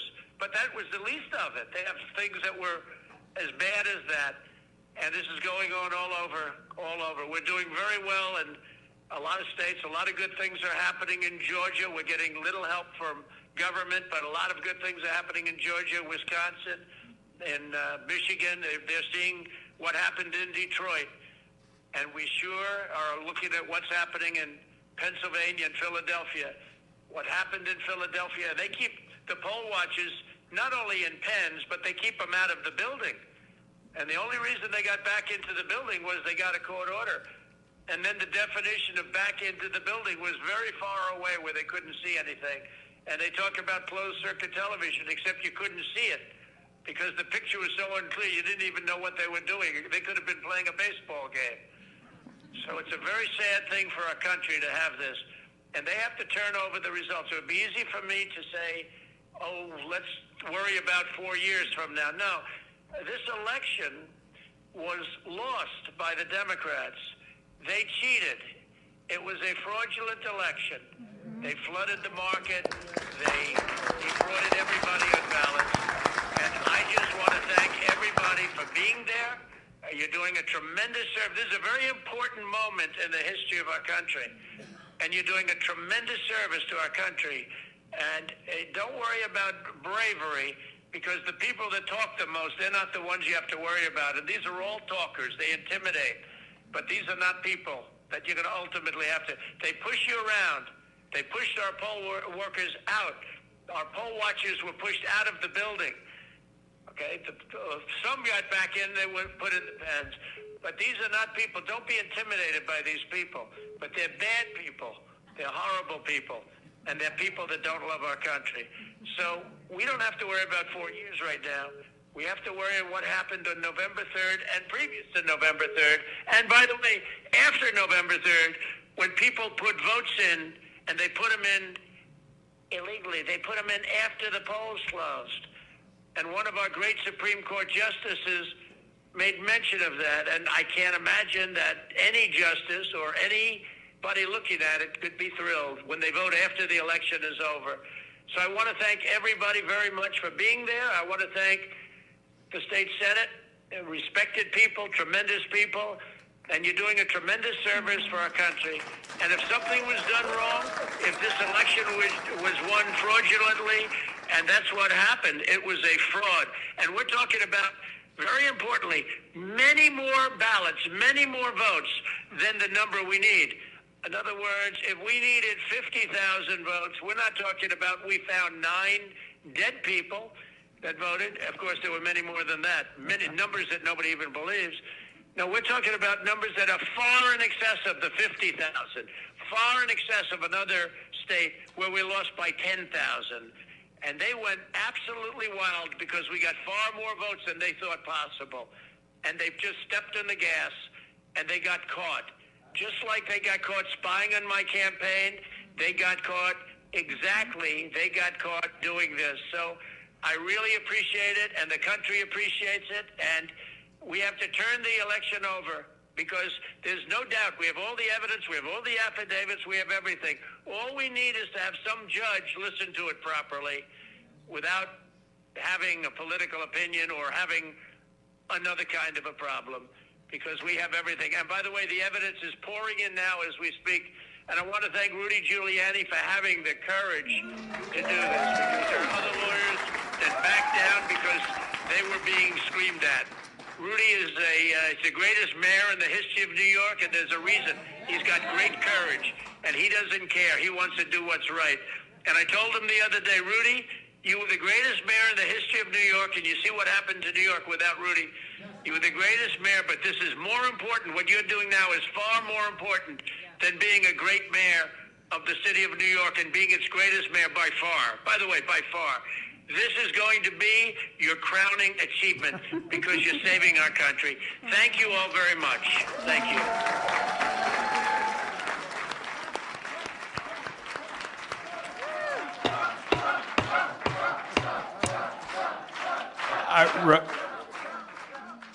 I think what you've just heard guarantees that 100 years from now, that this is the most important public hearing ever held by this Senate committee.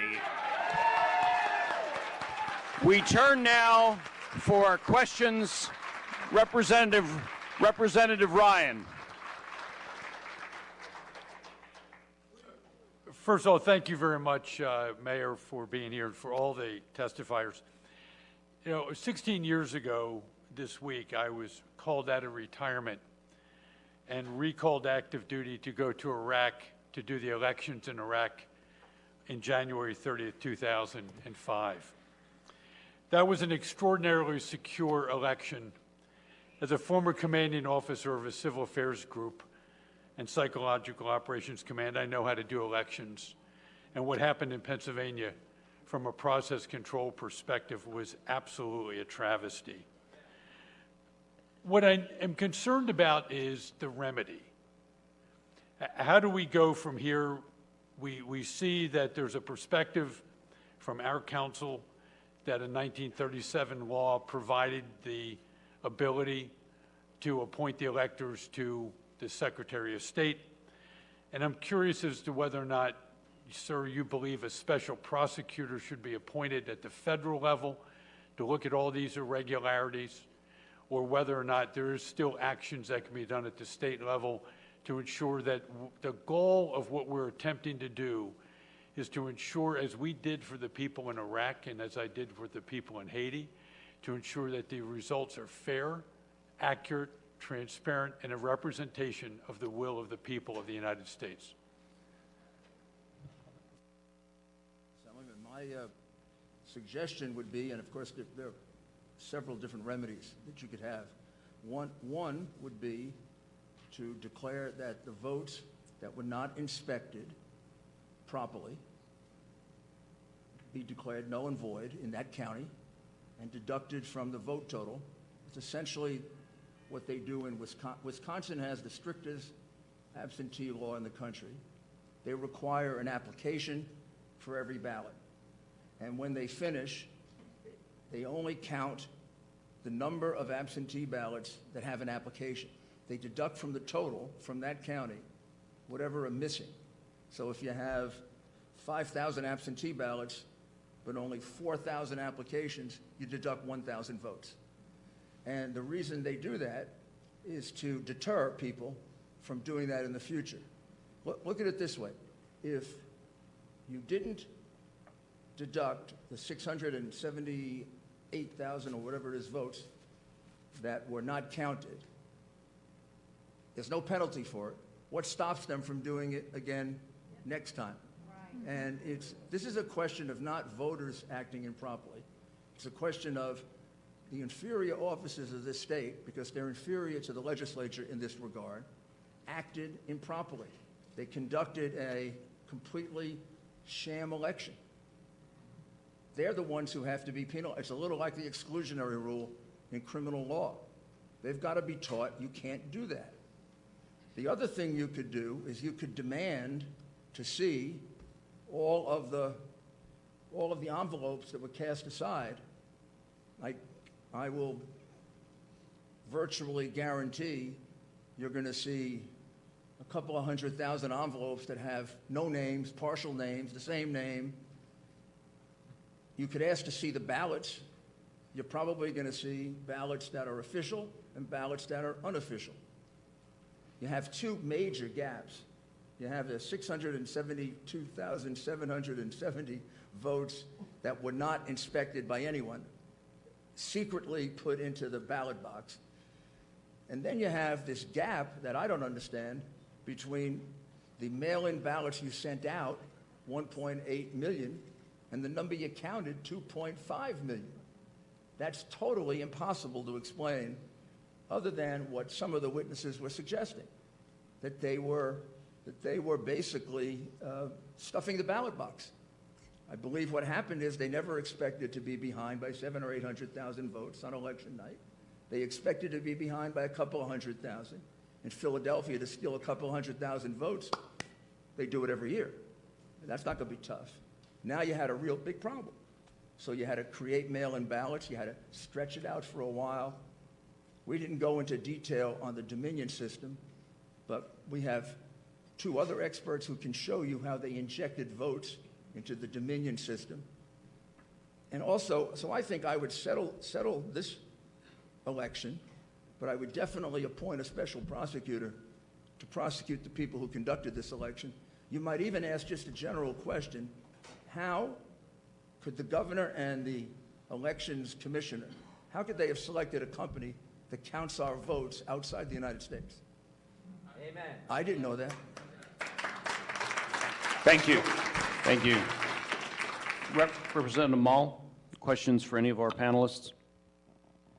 This is like our lightning round here to conclude. Thank you, Mr. Chairman. I think what I'm going to do is make more of a statement to throw out a timeline, because to try and reiterate what everyone else has already done, a couple of years ago, our Supreme Court in Pennsylvania very illegally redrew congressional maps. It's very clear in our Constitution that is a legislative act. Fast forward a couple of months ago, our Supreme Court rewrote our election law. Again, that needs to be done in statute. It is a legislative act. When it came to the mail-in ballotings, that House bill, I want to say it was 77, Act 77, I was really kind of taken aback by how eager the governor was to sign that bill. Normally, bills can sit in his desk almost 10 days before he signs them, or lets them become law on their own, or vetoes them right away, and that one he signed almost instantaneously. And I just kind of wondered, so after I saw what happened in the primary, I wrote House Bill 2626, and this is where it kind of locks it in for me, Mr. Mayor and panelists. In House Bill 2626, I saw where there could possibly be stuffing the boxes. So I said, simply, let's put a barcode on the bottom of every mail-out ballot, so that the machine has to read a barcode that was accepted by the elections office. Before that ballot goes out, they zap it. When it comes back, if that barcode doesn't match one of the barcodes that they sent out, it gets kicked out. The governor immediately, as soon as we ran that bill out of committee, said, that hits my desk, it's an automatic veto. Not everybody knows that, but that came to us. We had to literally strip that out of the bill. And I will be reintroducing a bill to barcode any ballot that gets mailed out when we get back. Trust me. Then we have the drop boxes, the 3 days extra to vote, the ignoring the signatures and ignoring the postmarks. And I have to come to the conclusion that you did also. If it looks like corruption, smells like corruption, it's corruption. And we've got to get to the bottom of it. Thank you for being here. Thank you for your testimony. Appreciate it very much. Thank you, Mr. Chairman. Thank you. Senator Regan. Thank you, Mr. Mayor. Thank you so much for being here. Thank you to all our testifiers today. It's been very informative. My question, Mr. Mayor, you touched upon it briefly, but I want to just, if you could delve it a little bit more into it. Attorney General Barr, shortly after the election, authorized the U.S. attorneys across the country to investigate allegations of voter fraud. I wonder if you could tell us about the criminal investigations that are going on, maybe specifically in Pennsylvania, by our U.S. attorneys and maybe our FBI, and tell us how that is going, and is there any evidence that's been presented to you, or are you made privy to any of this information? I'm sorry, Senator, I wouldn't be made privy to that, criminal investigations. And in my experience, criminal investigations, would take too long to help you in your most immediate decision. Criminal investigations could help you in your long-term decision as to how to reform so this never happens again, which I think you all will want to do. For example, not ever hiring again a company that counts votes in Frankfurt, Germany, that's owned by two Venezuelans who are very close to Hugo Chavez and Maduro. That's extraordinary. And unfortunately, we don't have the time to really analyze the votes. Although, if you want to go into greater detail, we have other forensic experts that can show you votes that were specifically put into the machine, because these machines have a back door that allows you to do that. So I would say the criminal proceedings are going to take 6 months to a year. What you have before you that you can verify is you have before you very, very clear evidence. It's not small. It's not as if these are a couple little mistakes that happen in every. I hear people say, oh, every election has a couple of little mistakes. Not 682,000 ballots that nobody got to inspect, that from time immemorial, we've never had trouble in America with absentee ballots. I've been in absentee ballot contests in New York, and they can be pretty vicious, and the language is worse than that poor lady experienced. But we would never think of having one without the Republican there and the Democrat there. Even in New York, we would never think of it. Here, they did it 700,000 times. That's an insult to the legislature, because you didn't provide for that. And you've got this gap of 700,000 unexplained mail-in ballots that come out of nowhere. So I think you have more than enough to say that this election, the numbers don't add up.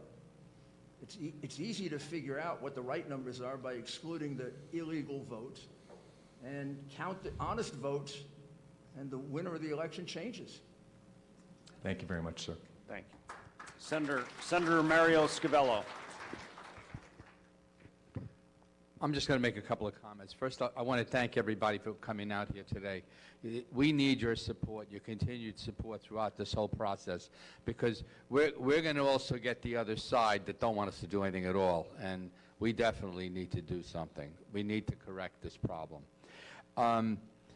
My Northampton County chairperson, Lee Snow, did an excellent job explaining what was going on in Northampton County.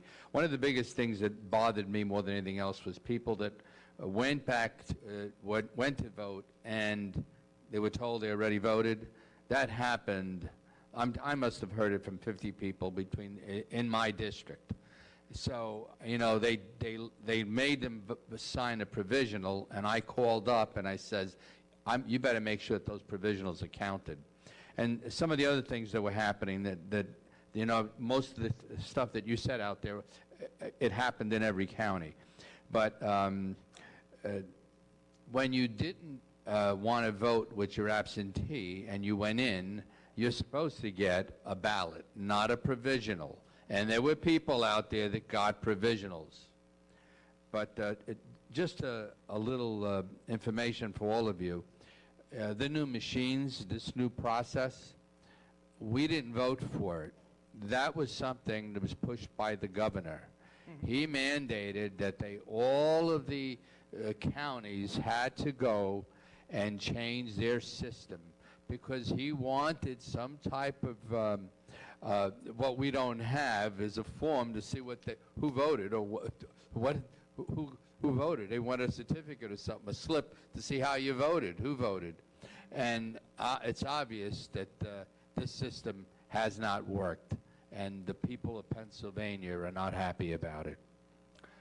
Thank you. Thank you, sir. Thank you. Madam Majority Leader-elect. Thank you. First of all, I just want to say what they did in Philadelphia when they closed us out and made us go to court to do what we should have legally been able to do is a travesty to what we in Pennsylvania need to have confidence in our elections. That should never happen again, and we should probably tighten our law so that it can't. Secondly, I'm extremely bothered by the absentee ballot and the mail-in ballot request number being almost 700,000 off from what we received. And so we just did try to get on the Department of State, and they did take down their dashboard, so we can't even check it. So if you have any of that information, any pictures or any, website downloads, we would really appreciate having those because they took them down. So I don't know. Everything they do looks like they're trying to hide something, and it really, really continues to erode any kind of confidence in our process. Senator, what I would suggest is they decided that morning, or maybe a couple of days before, to exclude you because they knew what they were going to do. It wasn't done, it wasn't an accidental sort of whim to exclude all Republicans. It's unheard of to exclude all Republicans. They excluded you because of what you would see. You would see ballots that weren't properly filled out. You would see ballots that were filled out at the last minute. You would see them start to get reports of how far behind they were because they were connecting to Dominion and Smartmatic, and they were telling them how far behind they were. And you would have caught them right in the middle of the fraud. Why create this big problem for yourself of excluding Republicans in 6 states, hundreds and maybe thousands of them, if you're not doing something wrong? If you're doing something, as the senator said, that's kosher, come on, look, who cares? This big thing wasn't done because they were conducting an honest vote. It's kind of crazy to think that. This was done because they knew this is the only way they could steal this election. And when he was ahead by those numbers on Tuesday night, Wednesday morning, they panicked. I'll also tell you there's an expert witness who can testify that this pattern fits the pattern that Smartmatic used in 2 elections that they stole in South America. When the election was getting too far away, they called a halt in the voting count. Well, there was a halt called in 6 places, including in Pennsylvania. In one place, they made believe there was an overflowed water tank. It happened to be one little toilet bowl. They took a 2-hour halt, and in Michigan, they brought in 100,000 ballots through the back door and counted them with nobody observing them, except 3 people who happened to be remaining behind. That's evidence that's also in affidavits and could be presented to the Michigan legislature. Those people are willing to testify. And just one other thing, these people are very brave people. A lot of people aren't testifying.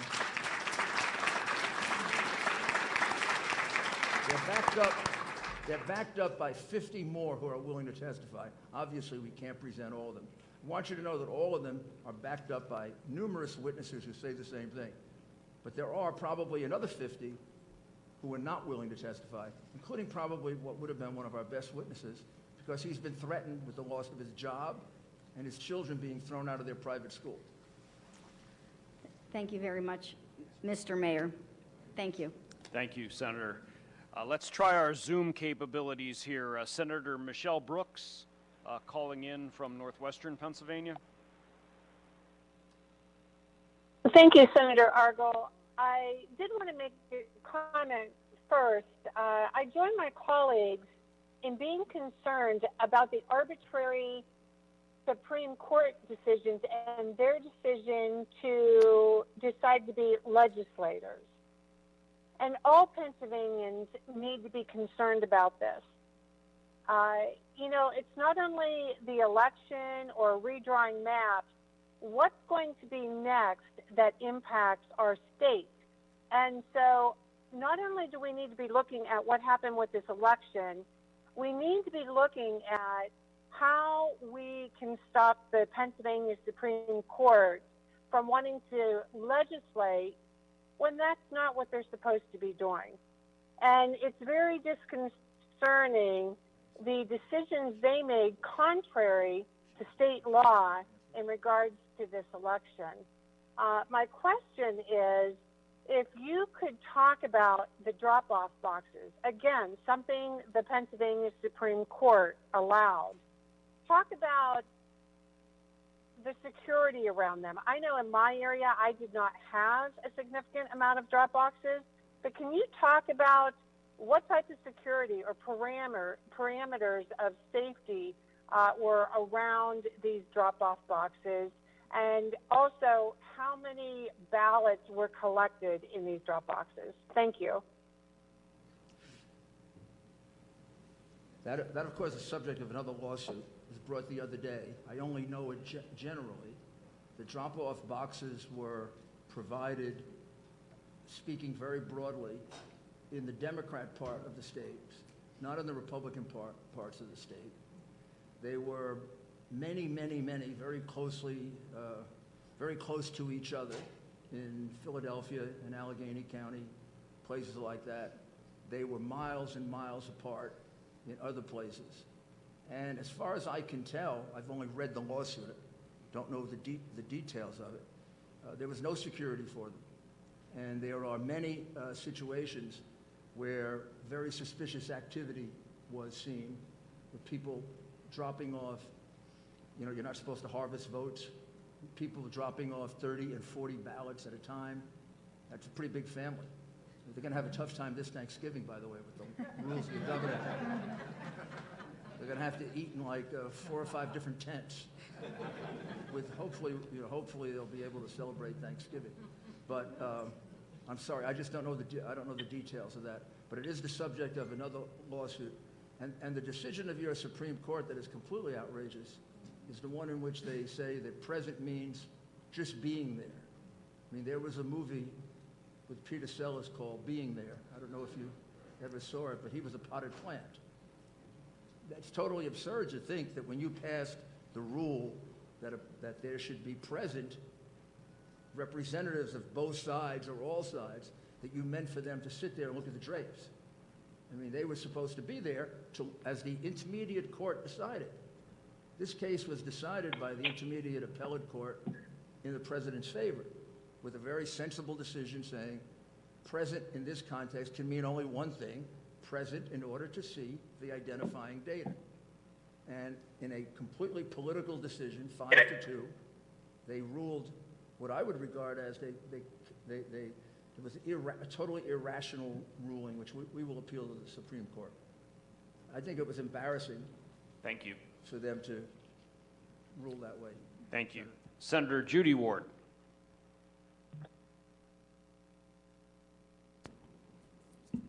Thank you. And I also want to thank our testifiers today.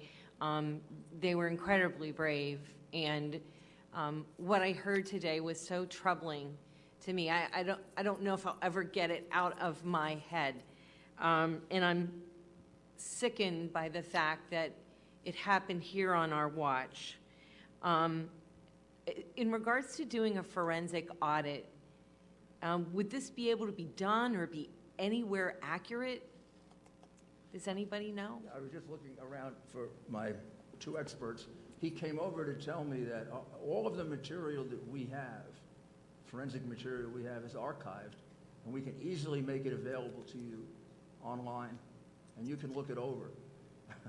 I don't understand all of it, but maybe I have people help me understand it. But yes, you could do a forensic audit of the machines. Do it. You can do that. Thank you. And I think it would be very, very helpful. I understand that even one machine would give you a great deal of information about how the whole system operates and how they slip votes in at various times. And you're not supposed to be connected to the internet in the counting room, but they were connected to the internet. And your tally was being sent to Frankfurt, Germany, where it was being analyzed. We have a question from Senator Langerholk out in Johnstown, connected via Zoom. Wayne, can you hear me? Thank you. Yes. Yeah. Thank you. Can you hear me? Yes, loud and clear. Thank you. Thank you, Senator Argle. Thank you, Senator Mastriano. Thank the testifiers for being here. Mr. Mayor, thank you for your testimony. I've been vocal that we must allow this legal process to play out. And a country that we live in that we do not allow that is not a country that I want to be a part of. My question is on that legal review and on those legal process. Mr. Mayor, can you give us an indication of how many lawsuits are pending, where they're at in the various appellate processes? And second part to that, the allegations of the mail-in ballots, the 1.8 versus the 2.5 that came in, is that the substance of a lawsuit? Thank you. This is Jenna Ellis, and the mayor has asked me to answer this question. So as far as the campaign is concerned, we have pending lawsuits here in Pennsylvania. That's going up to the Third Circuit. They've granted an expedited review. We also have pending litigation in Nevada. We also have recounts in Georgia and Wisconsin, and we also have a pending lawsuit in Michigan. So regarding the mail-in specifically, we are still looking at all of the other legal options, and we are also planning on filing additional litigation by the end of this week. I won't go into detail on that other than to say that this is asking for a judicial remedy to this, and also I'll invite the question from the panel as well in terms of a remedy. Part of what we are asking, or what we did ask initially, was to stop certification so that we could get to the bottom of this process. Clearly, you've heard sufficient evidence today that would lead any reasonable finder of fact to say that there's been sufficient evidence that you should stop that, you should not move forward with certification. What we would ask the judiciary in terms of remedy can be legislative as well under the Constitution. And I would direct your attention to Article 2, Section 1.2, which says that each state shall appoint in such manner as the legislature thereof may direct a number of electors. And so you, the legislature, without judicial oversight, can direct and take back that power. You have the opportunity as the legislature, and legislature in this context means the state legislature. So although there has been delegated authority to your Secretary of State and according to your law, at any time you can take back that power, and that is the provision and the protection that is embedded in the Constitution to make sure that when there are instances of corruption in a state, that the state legislature, which is the representatives of we the people, all of these wonderful people who are here today in Pennsylvania, and all of your constituencies who voted and who want their voice to be heard, because we are a government of the people, by the people, for the people. We the people need to submit. Thank you. Need to submit our vote. And so I would say in terms of a remedy, you may fashion that even outside the purview of the litigation that we are now bringing. And I'm happy to go into that into more detail if the panel would prefer. Thank you. Representative Kaufman. Thank you very much, and thank you, Mr. Mayor, for being here, and Attorney Ellis. We appreciate your service to the nation because these are definitely difficult times, and all of those who have testified, it truly does take bravery to step out in situations like this and talk about your personal experience. I wanted to direct this to Mayor Giuliani and Attorney Ellis. In the cured ballot issue, or uncured ballot issue, the ability to cure in one area of the state and not in others, that is certainly, to many of us, seems to be an equal protection violation under the 14th Amendment. Can you quantify what you found as far as maybe number or information as far as the number of ballots we're talking, and how widespread it is across the Commonwealth as far as, were there 2 counties that allowed for curing, and they were Philadelphia and Pittsburgh, or were there more counties out there that allowed for curing? That kind of information would be very helpful to us, I think. There's no question, Representative, that it went on, and it went on in the 2 counties you mentioned, and probably 3 or 4 more, curing, in other words. It did not go on in the majority of counties, Republican or Democrat. Most of them were in a quandary. The Elections Commissioner sent out a notice, advice that you could cure the ballot. If you check with your lawyer would say, no, you can't do that. The legislature has to provide for a cured ballot. So your counties that were sticking to the strict letter of the law didn't provide for curing. The counties that were acting, I would say, illegally, because the Election Commissioner doesn't have the authority to make that change, followed it. It does turn out that those are largely the Biden counties did the curing and the Trump counties didn't do the curing. It's hard to know how many it affected. I could get you the number of actually cured ballots, but I don't think I can get you to the number that weren't cured. Okay. Who are the ones that were affected? When we argued this in front of the court, the judge said, well, maybe those people in the counties that didn't allow curing should sue that county. But that county didn't do anything wrong. That county followed the law.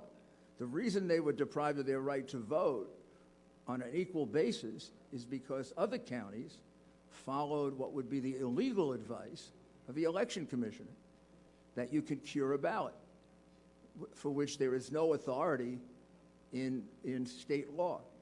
So we will try to do better to get a good number there, but it's hard to do because a lot of it affected people who just didn't vote. Sure. But I do think the practice, in some cases the numbers are sufficient to overturn the election. In some cases the numbers aren't. But what they do is show how onerous and how draconian the measures were they took to flip this election. I mean, some of them result in numbers that affect the outcome of the election, like not examining the ballots. Some of them don't. But there's still indications that this was a deliberate fraud. This wasn't just a couple of election officials kind of screwed up. This was a deliberate, planned fraud, and that's why the remedy, which seems kind of tough, is justified. If this were just a couple of mistakes, that would be a tough remedy. But this is a plan that was carried out throughout your entire state, and I submit it was carried out in concert with other Democrat organizations. And if you look carefully, they picked only Democrat cities where they control law enforcement and the courts, and they can get ridiculous decisions, like the first the decision they got from a judge in Philadelphia who said, oh, you're present, why do you have to see anything? Well, because I'm an inspector. That's why. That's a purely political hack decision. And they knew they could get decisions like that in Philadelphia, in Detroit, if it were a different kind of election, Chicago, New York. Those are the kinds of cities they picked. They didn't pick, even in your state, kind of neutral cities, Democrat or Republican. Thank you. Representative Schemmel. Thank you, Mr. Chair. 3 quick questions for 3 different testifiers. So we certainly know about the irregularities and inconsistencies. You just detailed an inconsistency, and you can't prove a negative. That's why you can never prove votes that were never allowed to be cured. But in regard to allegations of fraud, I have a question first, and forgive me, I don't remember names, but the gentleman here from Philadelphia who was denied admittance to observe in a poll. You described being denied the ability to get into a polling place. Did you seek to be admitted to any other polling places and were also denied? I could have gone to other polling places where I heard there was problems, but we decided to move on to other problems. What was her name? I was actually at her polling place that when she was being totally harassed. I was one of about 5, 6 guys to stop the harassment. So there was no polling place that you sought admission to in and around the city of Philadelphia that just allowed you in when you displayed your orange card? I probably could have gone to that entire ward and had the same problem. We went out of that ward because there was other problems going on that day. Okay. Next question for a gentleman next to you, from the attorney from Florida. You were observing polls and the processes in the city of Pittsburgh. I believe that you described being kept away from being able to observe the tabulators and so forth. That was a problem we certainly saw in other places in the city of Philadelphia. When you were eventually allowed to get closer, where perhaps you could see the ballots and the votes, did you observe anything different about the behavior of the tabulators? Did their behavior change? Did their methodologies change? Anything to lead you to think that they were conducting the process one way when you weren't observing, and a different way when you were? In the first instance, we were never really able to get, there was only one element of the process where we were able to actually get reasonably close to see what a tabulator was doing, and that was with overseas and military ballots. When overseas and military ballots come in, they come in a different format that's not readable by the machines, and so there's a individual that takes the ballots and then keys in the votes for the voters. And of that group, we could see about 3 or 4 of those people doing that transposition of those ballots. Beyond that, and that was for a very short period of time on actually Friday evening, Friday after the election, they were beginning to tabulate overseas and military ballots. With that singular exception, we couldn't actually see any ballot at that particular moment that you ask about. There was no opportunity to ever really see any ballot other than that situation. And there was one worker that was within, 8 or 10 feet of us at the edge. And we did, in fact, see him do 35 Biden military ballots all in a row, which we found to be kind of curious. But what he was doing did equate with the papers that he had in front of him. Okay, thanks. And my final question for Mr. Giuliani. You've alleged fraud within our voting system, and we've heard a lot of anecdotal evidence we have as representatives and senators, and you've presented a good deal today. But amongst the affidavits you have, do you have any affidavits from anyone who could be quantified as a whistleblower, who actually was part of the fraud and is now willing to testify as to the fraud? Yes, we do. We have, I believe, I have to check this, but I believe sometimes I get the states a little confused. But I believe there are 3 that would need a subpoena to protect themselves in order to testify. Okay, and then I would presume that's and I would say legal... at least one of them is a Democrat. Okay, I'm not that's sure the other 2. part of your legal claims, I would assume. Yes, sir. Very good. Thank you. And if there's a subpoena process, we could work with them to come forward. And they're frightened for their jobs, and I don't want to make too much of it, but they're also frightened for their physical safety.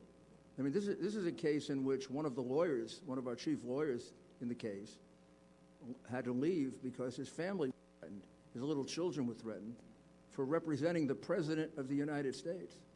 That's not America. Representative Jones.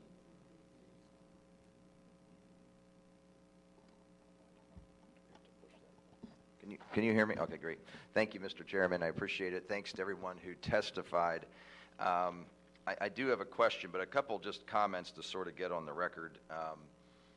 For those that maybe think this is like we just don't like the result, that's not really the case. I've spent weeks since the election having numerous people go through data, and for the sake of time, I just want to highlight a couple of examples why some of these things just at a minimum, they certainly make you scratch your head a little bit.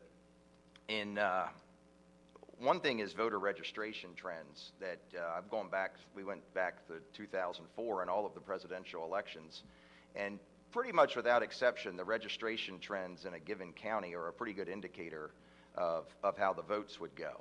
Statewide, for example, Democrats had a 1.1 million, I'm rounding the numbers here, in 2012, about a 1.1 million voter registration advantage, and then President Obama won re-election. In 2016, that number was down to 900,000, just under 900,000, and as we know, President Trump won Pennsylvania by about 44,000 votes. In the months leading up to the election, Republicans were gaining about 5,000 to 10,000 votes, registrations at least, per week. I know that because I was spearheading our York, Pennsylvania for Trump effort in my spare time. And that what had been a 900,000 advantage at Election Day was down to about 680,000. Wow. That's a couple 100,000, almost all of which occurred in the 6 months or so leading up to the election, yet the president loses by 90,000 votes. Not impossible, just want to get it out there. Let's drill down a little further. My home county of York County, which netted more votes for the president than any other in 2016, we had a 13,000 increase in Republican registrations. Democrats dropped 1,000, Republicans increased 12,000, yet the president's margin of victory decreased by 2,000. In Westmoreland County, there was a 26,000 vote swing, a county even smaller than York. Democrats saw a 10% decrease in registrations, yet Joe Biden outperformed Hillary Clinton by more than 20%. It doesn't prove anything, but I want to at least bring it to everyone's attention that we're just not sort of making things up here that we don't like. Some of these are certainly head scratchers. So when you lose 10,000 Democrat registrations, gain 16,000, yet the margin of victory stays the same, and Biden increases by 12,000 votes in that county. That's surprising. Lastly, if I may, I want to talk a little bit about, I don't know if the gentleman can testify or can return, but your witness on the gentleman with the military background on the voter fraud and so forth. Colonel Walsh. Yes, thank you, sir. I guess my question here is, do we believe or have reason to believe that the mail-in would be more or less susceptible than the election day vote to manipulation? And here's why I ask. Another head scratcher. I'm comparing Republican to Republican, Democrat to Democrat. We all know that Biden did better with mail-in, and that was expected because a lot more Democrats voted by mail, and of course the president did better on election day. Nothing to see there. However, when we compare President Trump to a relatively unknown candidate named Stacey Garrity, who was elected a Republican who won the race for treasurer, on election day, the president did 128,000 votes better than Ms. Garrity on election day. Not really all that surprising. A number of people don't vote down ballot and so forth. Yet with mail-in ballots, she did 41,000 better than the president. I have a hard time understanding that. Let's go to Joe Biden. We have a relatively well-known attorney general here, Democrat, Josh Shapiro, who won re-election. He, on election day, he defeated Joe Biden by 52,000 votes. He did 52,000 better than Joe Biden. Yet with the mail-ins, Biden does 54,000 better than Shapiro. And I just sort of want to get that on everybody's radar. Maybe there's an explanation, but I don't really understand how Democratic mail-in voters are that much different than Democratic election day voters. And interestingly enough, apparently Republicans who vote by mail are much more likely to vote for the down ballot candidate than on election day. Last comment there, part of the argument is that people didn't vote down ballot. That's going to be a lot more prevalent on election day when you've waited in line for 2 hours and you're in a hurry to get out there. But this speaks to the opposite. With a mail-in ballot, you have plenty of time to complete your ballot and to go down ballot.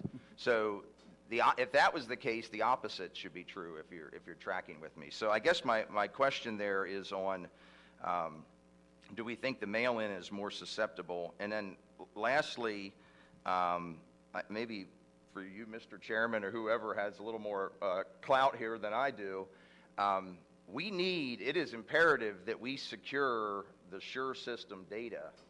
And some of the things that we are questioning can be easily proven or disproven. We just want the facts. So, for example, if we see huge numbers of inactive voters, I think one of the witnesses spoke to that. Did we see huge numbers of inactive voters on the mail-in side? That's all right there in the data. We know how frequently people voted. We know who requested mail-in ballots. Did we see multiple mail-in ballots going to the same address? It is mind-boggling the record turnout that we saw in a state where mail-in voting is brand new during a time of COVID, where the ground game was certainly hindered by that. Doesn't mean it didn't happen, but we have the data. This is a simple query of data. This is not a manual recount of ballots. This is a simple query of data that the state possesses, specifically to say, did significant numbers of mail-in ballots go to the same address? I could do that myself in probably 10 minutes if I had the data. And do we see large numbers of inactive voters coming out for a candidate who had very little enthusiasm? And maybe it all happened, but we don't have to speculate. The data is there, and I would suggest we have a look at that. So I apologize. Thank you for humoring me with that. It's just a topic we hadn't touched on very much. I wanted to throw some examples out, and I am curious if you feel the mail-in is more susceptible or less susceptible than the in-person voting. Representative Jones, the user's manual for specifically the Dominion and the ES&S suites, they do allow the administrator to batch process mail-in votes. So what that does is they process all the mail-in votes in a batch, and it can be a batch, they normally scan in batches of 50, but they can just chunk all of those votes into a batch file. The administrator then can select which candidate or which percentages of that mail-in ballot go to which candidate. So they're very susceptible to individual manipulation by the administrator operator. And would that be, if you were trying to move large numbers of votes, would it be more logical to do that through the mail-in where you had a large batch at a county level, or am I speculating too much there? Yes, no, and it's to do a manual recount of all those ballots is much more time consuming, and like we mentioned earlier, if they were mass produced, and they were single vote, then there is potential to add extra ballots to the count. Thank you very much, and I appreciate you giving me the time, Mr. Chairman. I also am just curious what we heard the testimony with the USB sticks in Delaware, why that's not being investigated. That seems like that would be criminal activity that we've heard here discussed, and where law enforcement is on that. Probably not your immediate concern, Mr. Mayor, but am curious about that as well. Thank you very much. Thank you. Representative Zimmerman. Yeah, thank you, Mr. Chairman, and thank you, Mayor, for coming to Pennsylvania, and all those willing to testify. Thank you so much. So just a comment and then also a question. So in Lancaster County, where I'm from, since May, we registered over 12,000 new Republicans, and a large percent of those ended up being Amish. They might understand the difference between freedom and socialism more than most of us, but I think probably the audience is here for that reason as well. So that's just a comment, just for your information. The question I have, Mayor, for you is that as legislators here in Pennsylvania, is there one or two things that you would advise us or suggest to us that we really concentrate on and or make a change? What comes to mind that would be most important for us to really do here in Pennsylvania? Well, first thing, of course, as a lawyer for my client, along with Jenna, we would ask you not to certify, and to certify the correct, honest votes, which I think can be arrived at several different ways. And probably the easiest way to arrive at it, just because of the huge number of votes, are the votes that were not properly inspected. And when I say properly inspected, they weren't inspected at all. You could almost consider them hidden votes counted in a back room where everybody was smoking cigars. And the reason you have a lot of votes without a down ballot, you're quite correct, Representative Jones, that it's much easier to fill out your home, you can fill out the down ballot, than rushing through a machine. However, if you only have a half hour to get 10,000 votes in, you don't have time to do the down ballot, do you? If you're sitting, you know, in a truck somewhere right near the place you're going to bring in shopping bags, and I don't think we have this evidence here, but we have this evidence in Michigan. We have evidence of trucks coming in with ballots in garbage pails and ballots in cardboard boxes. So maybe it's my prosecutor's paranoia, but it seems to me that those ballots were filled out that night. And you don't have time to vote for all those. You just got enough time to go. And that's why you get this strange anomaly that there are so many down ballots not filled out for Biden. Can I add one thing? Yes, sir. I learned as a lieutenant never to bring a problem to my superiors without a solution. That's one of the things I try to live to today. There are solutions that are available. I made the simple comment that your vote should be at least as secure as your Venmo account, and it's not. It's easily fixable with blockchain. There is a process out there that was developed by MIT. It's called VOTZ, V-O-A-T-Z. It's being fielded now. The problem is there are no national standards for federal elections, and there are no enforceable standards. So if there is if nothing else out of this election, if we have a set of enforceable standards and we use technology like blockchain to ensure that every vote going through the whole process is transparent from soup to nuts, then we can ensure a technologically advanced, secure election that's not, an individual vote may be manipulable, but batches of votes would not be, so. Great information. Thank you so much. Thank you, Mr. Chairman. Thank you. Oh, sure. As well, for the mayor. So you asked what two things? Well, I think those two things are very clear, that you have to deal with today and then you have to deal with the future. And the more pressing instance right now is today, and this body should deal with that in some way. And you are the constitutionally vested entity to do that. You have a variety of options in front of you. And when you deliberate together how to best address that, you have the constitutional authority and permission to do it. And so the mayor has suggested one possible remedy. There are others, and you could call for a special election. Still, you can direct the manner of your electors. You have a variety of constitutional options, but one option should not be to ignore it and to certify a corrupted, irredeemably compromised election.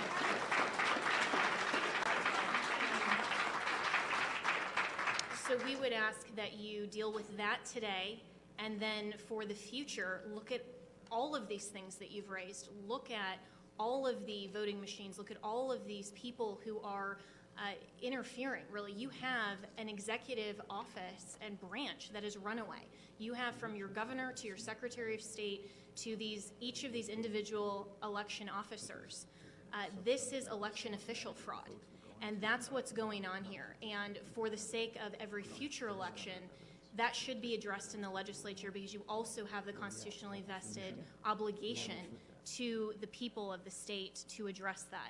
So my recommendation, along with the mayor, and I sincerely applaud everything that he has said as well, and on behalf of our client, but on behalf of the nation. You're right when you say that this isn't just about overturning an election. It's not about deriving the outcome. That's what the fraudsters want to do. What we want to make sure of is that we, the people, get to select and prefer our commander-in-chief, and you have the obligation and the responsibility to ensure for the people of Pennsylvania that Thank you. occurs. Thank you very much. Thank you. I believe we have Representative Metcalf on Zoom with one final question. Darrell? Can you hear me, Senator Argel? Loud and clear. Thank you, sir. Thank you, Senator Argel, Senator Mastriano, for hosting this very important hearing. It's very important to the future of our republic today. Thank you for the invitation to the House members that are joining you there today. Thank you for the invitation for me to join you via Zoom today, and thank you for the opportunity to provide some input and ask a question of Mayor Giuliani here today. But a lot of what's been talked about, and I really appreciate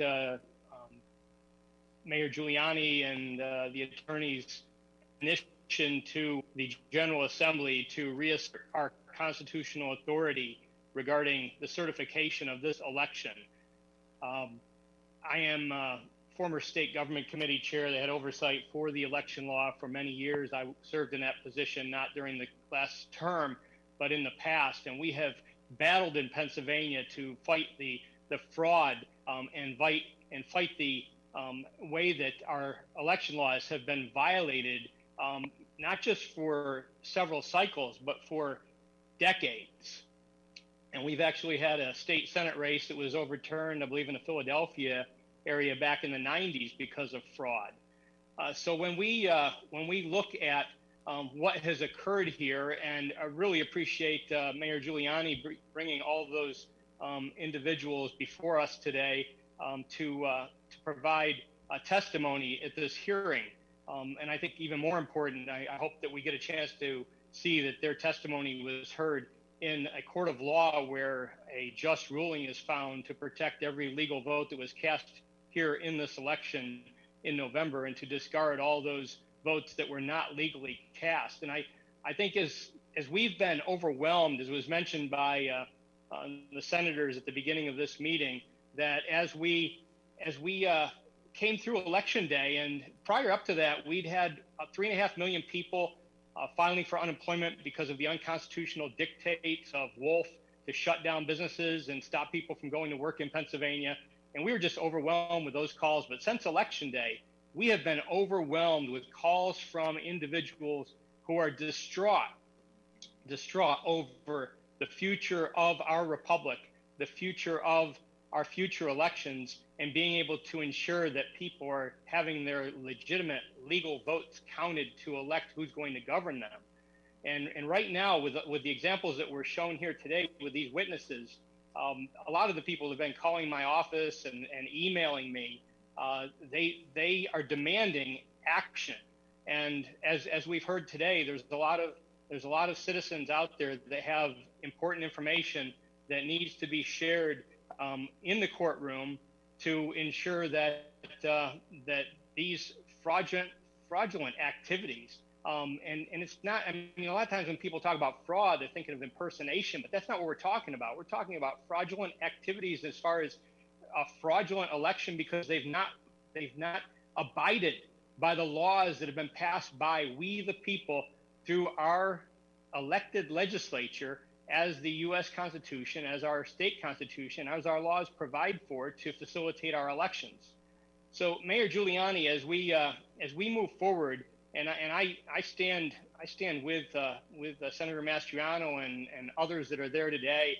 I actually sent an email out while I was listening to some of the testimony today given at the hearing to the whole Republican caucus in the Pennsylvania House to encourage them to sign on and listen to what was happening today with this information that I think they all need to hear, and that every Pennsylvanian, every American needs to hear, to help encourage our citizens, Mayor Giuliani, as you move forward in the court battle. I know the press has been continually, day after day, saying no evidence, no evidence, no evidence. Well, I think we heard a lot today. Do you expect that you're going to have an opportunity in the right level of courts in our state, in our nation, to have this evidence presented by some of these people here today and others that you have signing affidavits?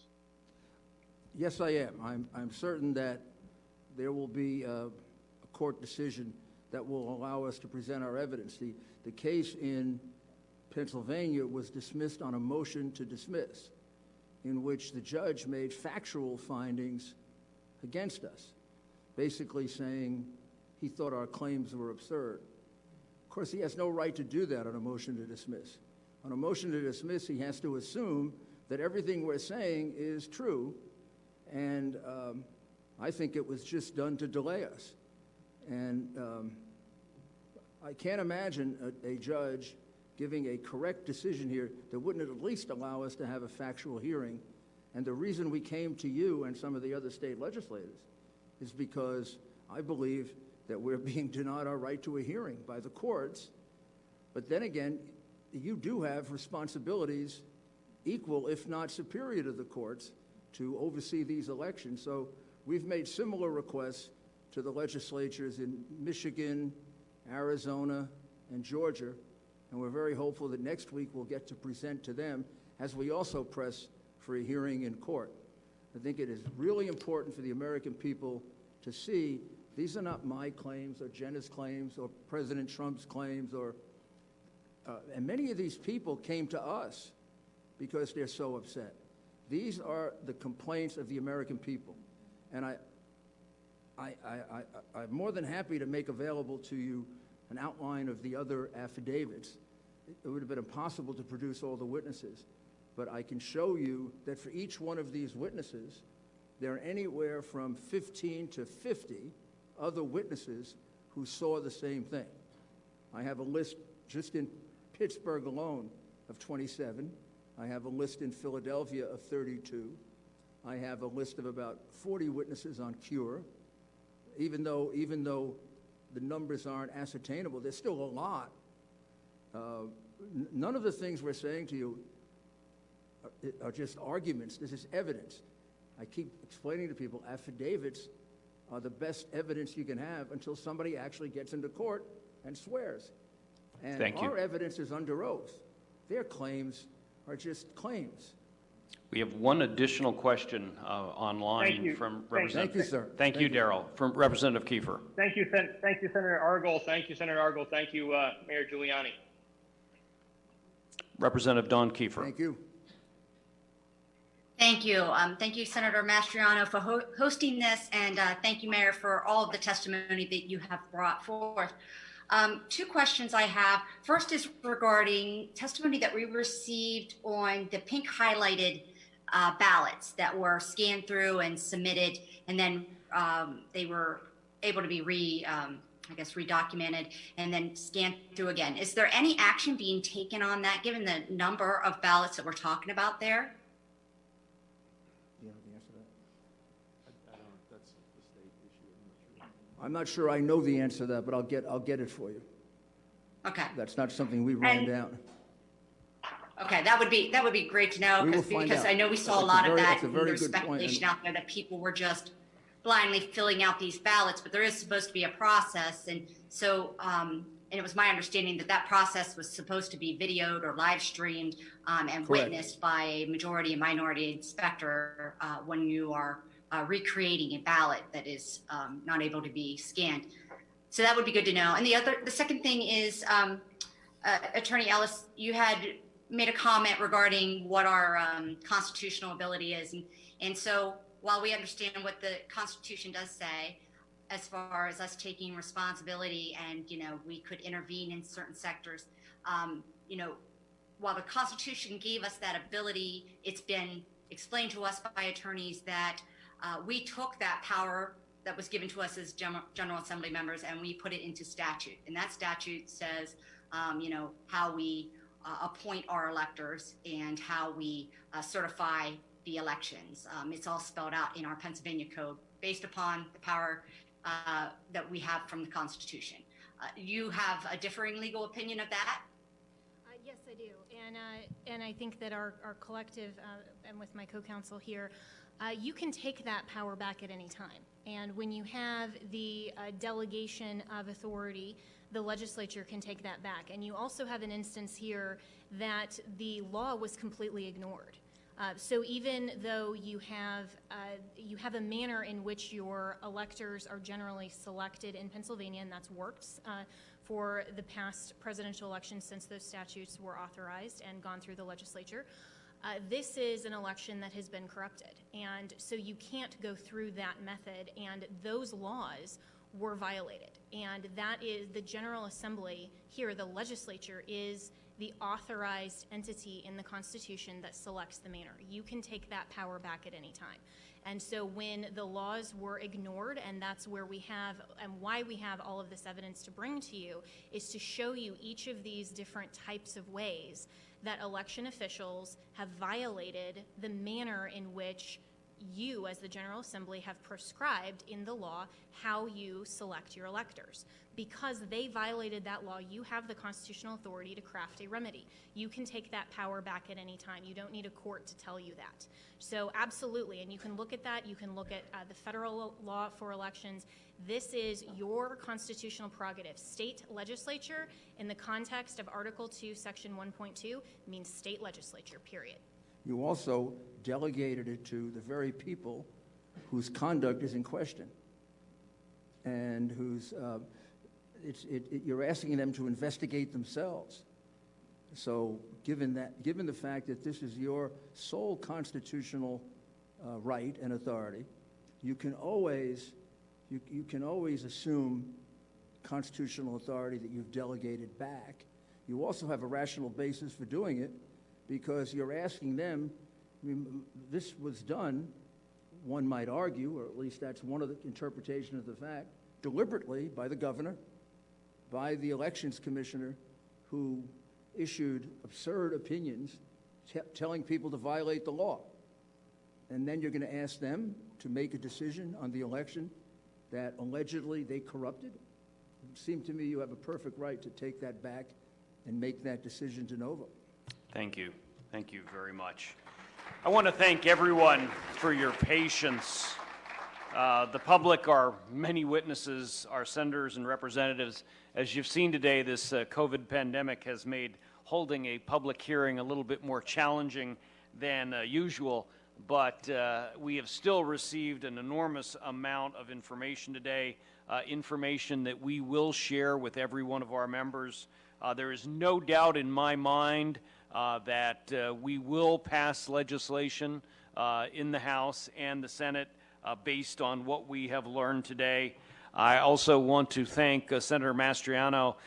Doug and his staff have been enormously helpful today. It really goes without saying, we would not be here without Doug Mastriano, and so I'm going to give him the last word, because I know even if I didn't, he'll take it anyway. And he deserves to have it. Doug. I love you, Senator Argel. Thank you for being willing to use your committee to do this hearing. So we pulled the trigger yesterday morning around 9 a.m., and look what happened here. And as Jesus said, you shall know the truth, and the truth shall set you free. Guess what? Guess what? The truth's out there. Media, you should have found these witnesses. You need to do your job. Now you see them out here. Do your job. You're essential to this republic, and without you doing your job, instead of being partisan hacks, this republic can't stand. So now you got some information, you got some witnesses with courage. These people are heroes to me. As a retired Army colonel, I look at them and I say, you guys are outstanding. Thanks for being willing to step up. Because I am cognizant that the so-called tolerant people on the left will not show much love or tolerance to people they disagree with. And so thank you for standing, because you're warriors, being able to stand for and save this republic. So thank you for going forward here. I mean, indeed, I started this off quoting from John Adams. We are in Adams County. You know, facts are stubborn things. There's a lot of hard facts out there, and guess what? As history and change in 1863 in Gettysburg, back then it's July 1st, 2nd, and 3rd, so on this day, history is changing for our country and state, back at Gettysburg once again.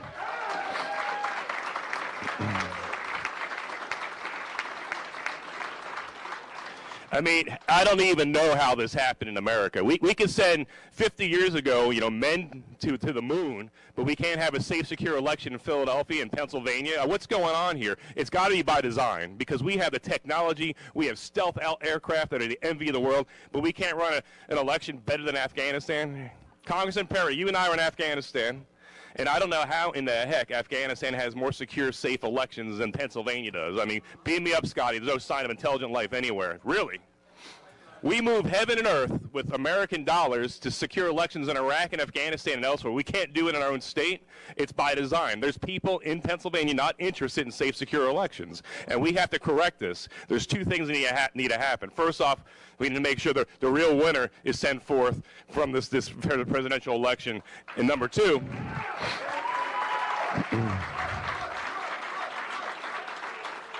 Number two, we need to fix it. This doesn't happen ever again. You know, I can't believe we're having this conversation here in Pennsylvania. You know, this is the kind of stuff I hear about that goes on in Belarus under Lukashenko, or in Russia under Putin, under Saddam Hussein's Iraq. Really? Here in our state? I mean, this is disgusting to me. You know, I watched when I was doing strategy in Russia, you know, Putin's people stuffing ballot boxes. The same thing that happened in Pennsylvania. When I saw that 15, 20 years ago, I was like, well, thank God we're not like that. What happened? What happened? And we're not going to let it stand. You know, I saw, you have to forgive people because we are a constitutional republic, so I'll forgive those that say democracy. But I saw one man had a sign in Philadelphia, and the irony wasn't lost on me. Democracy dies in Philadelphia. Can you imagine the irony of that? You know, where the light of liberty was lit in 1776, it transformed this world. Where in this very same state, a new birth of freedom. And then, of course, let's not forget 2001, Todd Beamer, let's roll. You know what? It's our time to roll. This is no time. You know, democracy can die in darkness, in dark rooms with no transparency and accountability. We're shining light on this darkness here. We're going to take our state back. We're not standing aside in this hour. You know, as Representative Metcalf rightly said, in 1994, there was so much shenanigans and cheating in the Marks versus Stinson case that a federal district judge threw out the election results, took a senator out of Harrisburg, state senator, and put the Republican in because the election results were so corrupted. So we do have a precedent here, federal courts, and I hope you take a hard look at that here. Has our election results in Pennsylvania at the presidential and other levels been so corrupted that the results have to be thrown out? That's going to be a case you're going to have to make before the Supreme Court there, but it sure sounds like something stinks in Denmark or in Philadelphia. I don't know. You know, one vote, one person, one legal vote per person, and any cheating goes in there disenfranchises an American. And I can't believe this is happening here, and we're not going to let it stand. I don't know why it's so hard. You know, I know it's hard because this has been going on here for a lot longer than we imagine. But in Galatians 6:9, we're told by St. Paul, grow not weary doing good, because in due time you'll reap your harvest. We're going to reap our harvest.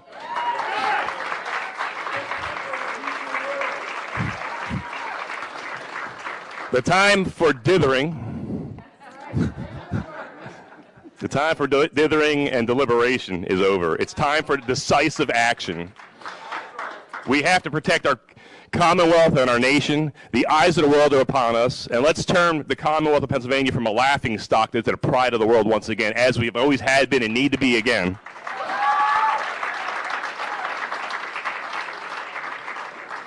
This is our day, this is our hour, this is our time. So yes, Mr. Franklin, a republic, if you can keep it, we're going to keep it. Can you keep it? Can you? Will you? We're going to keep the republic. Thank you, and God bless you.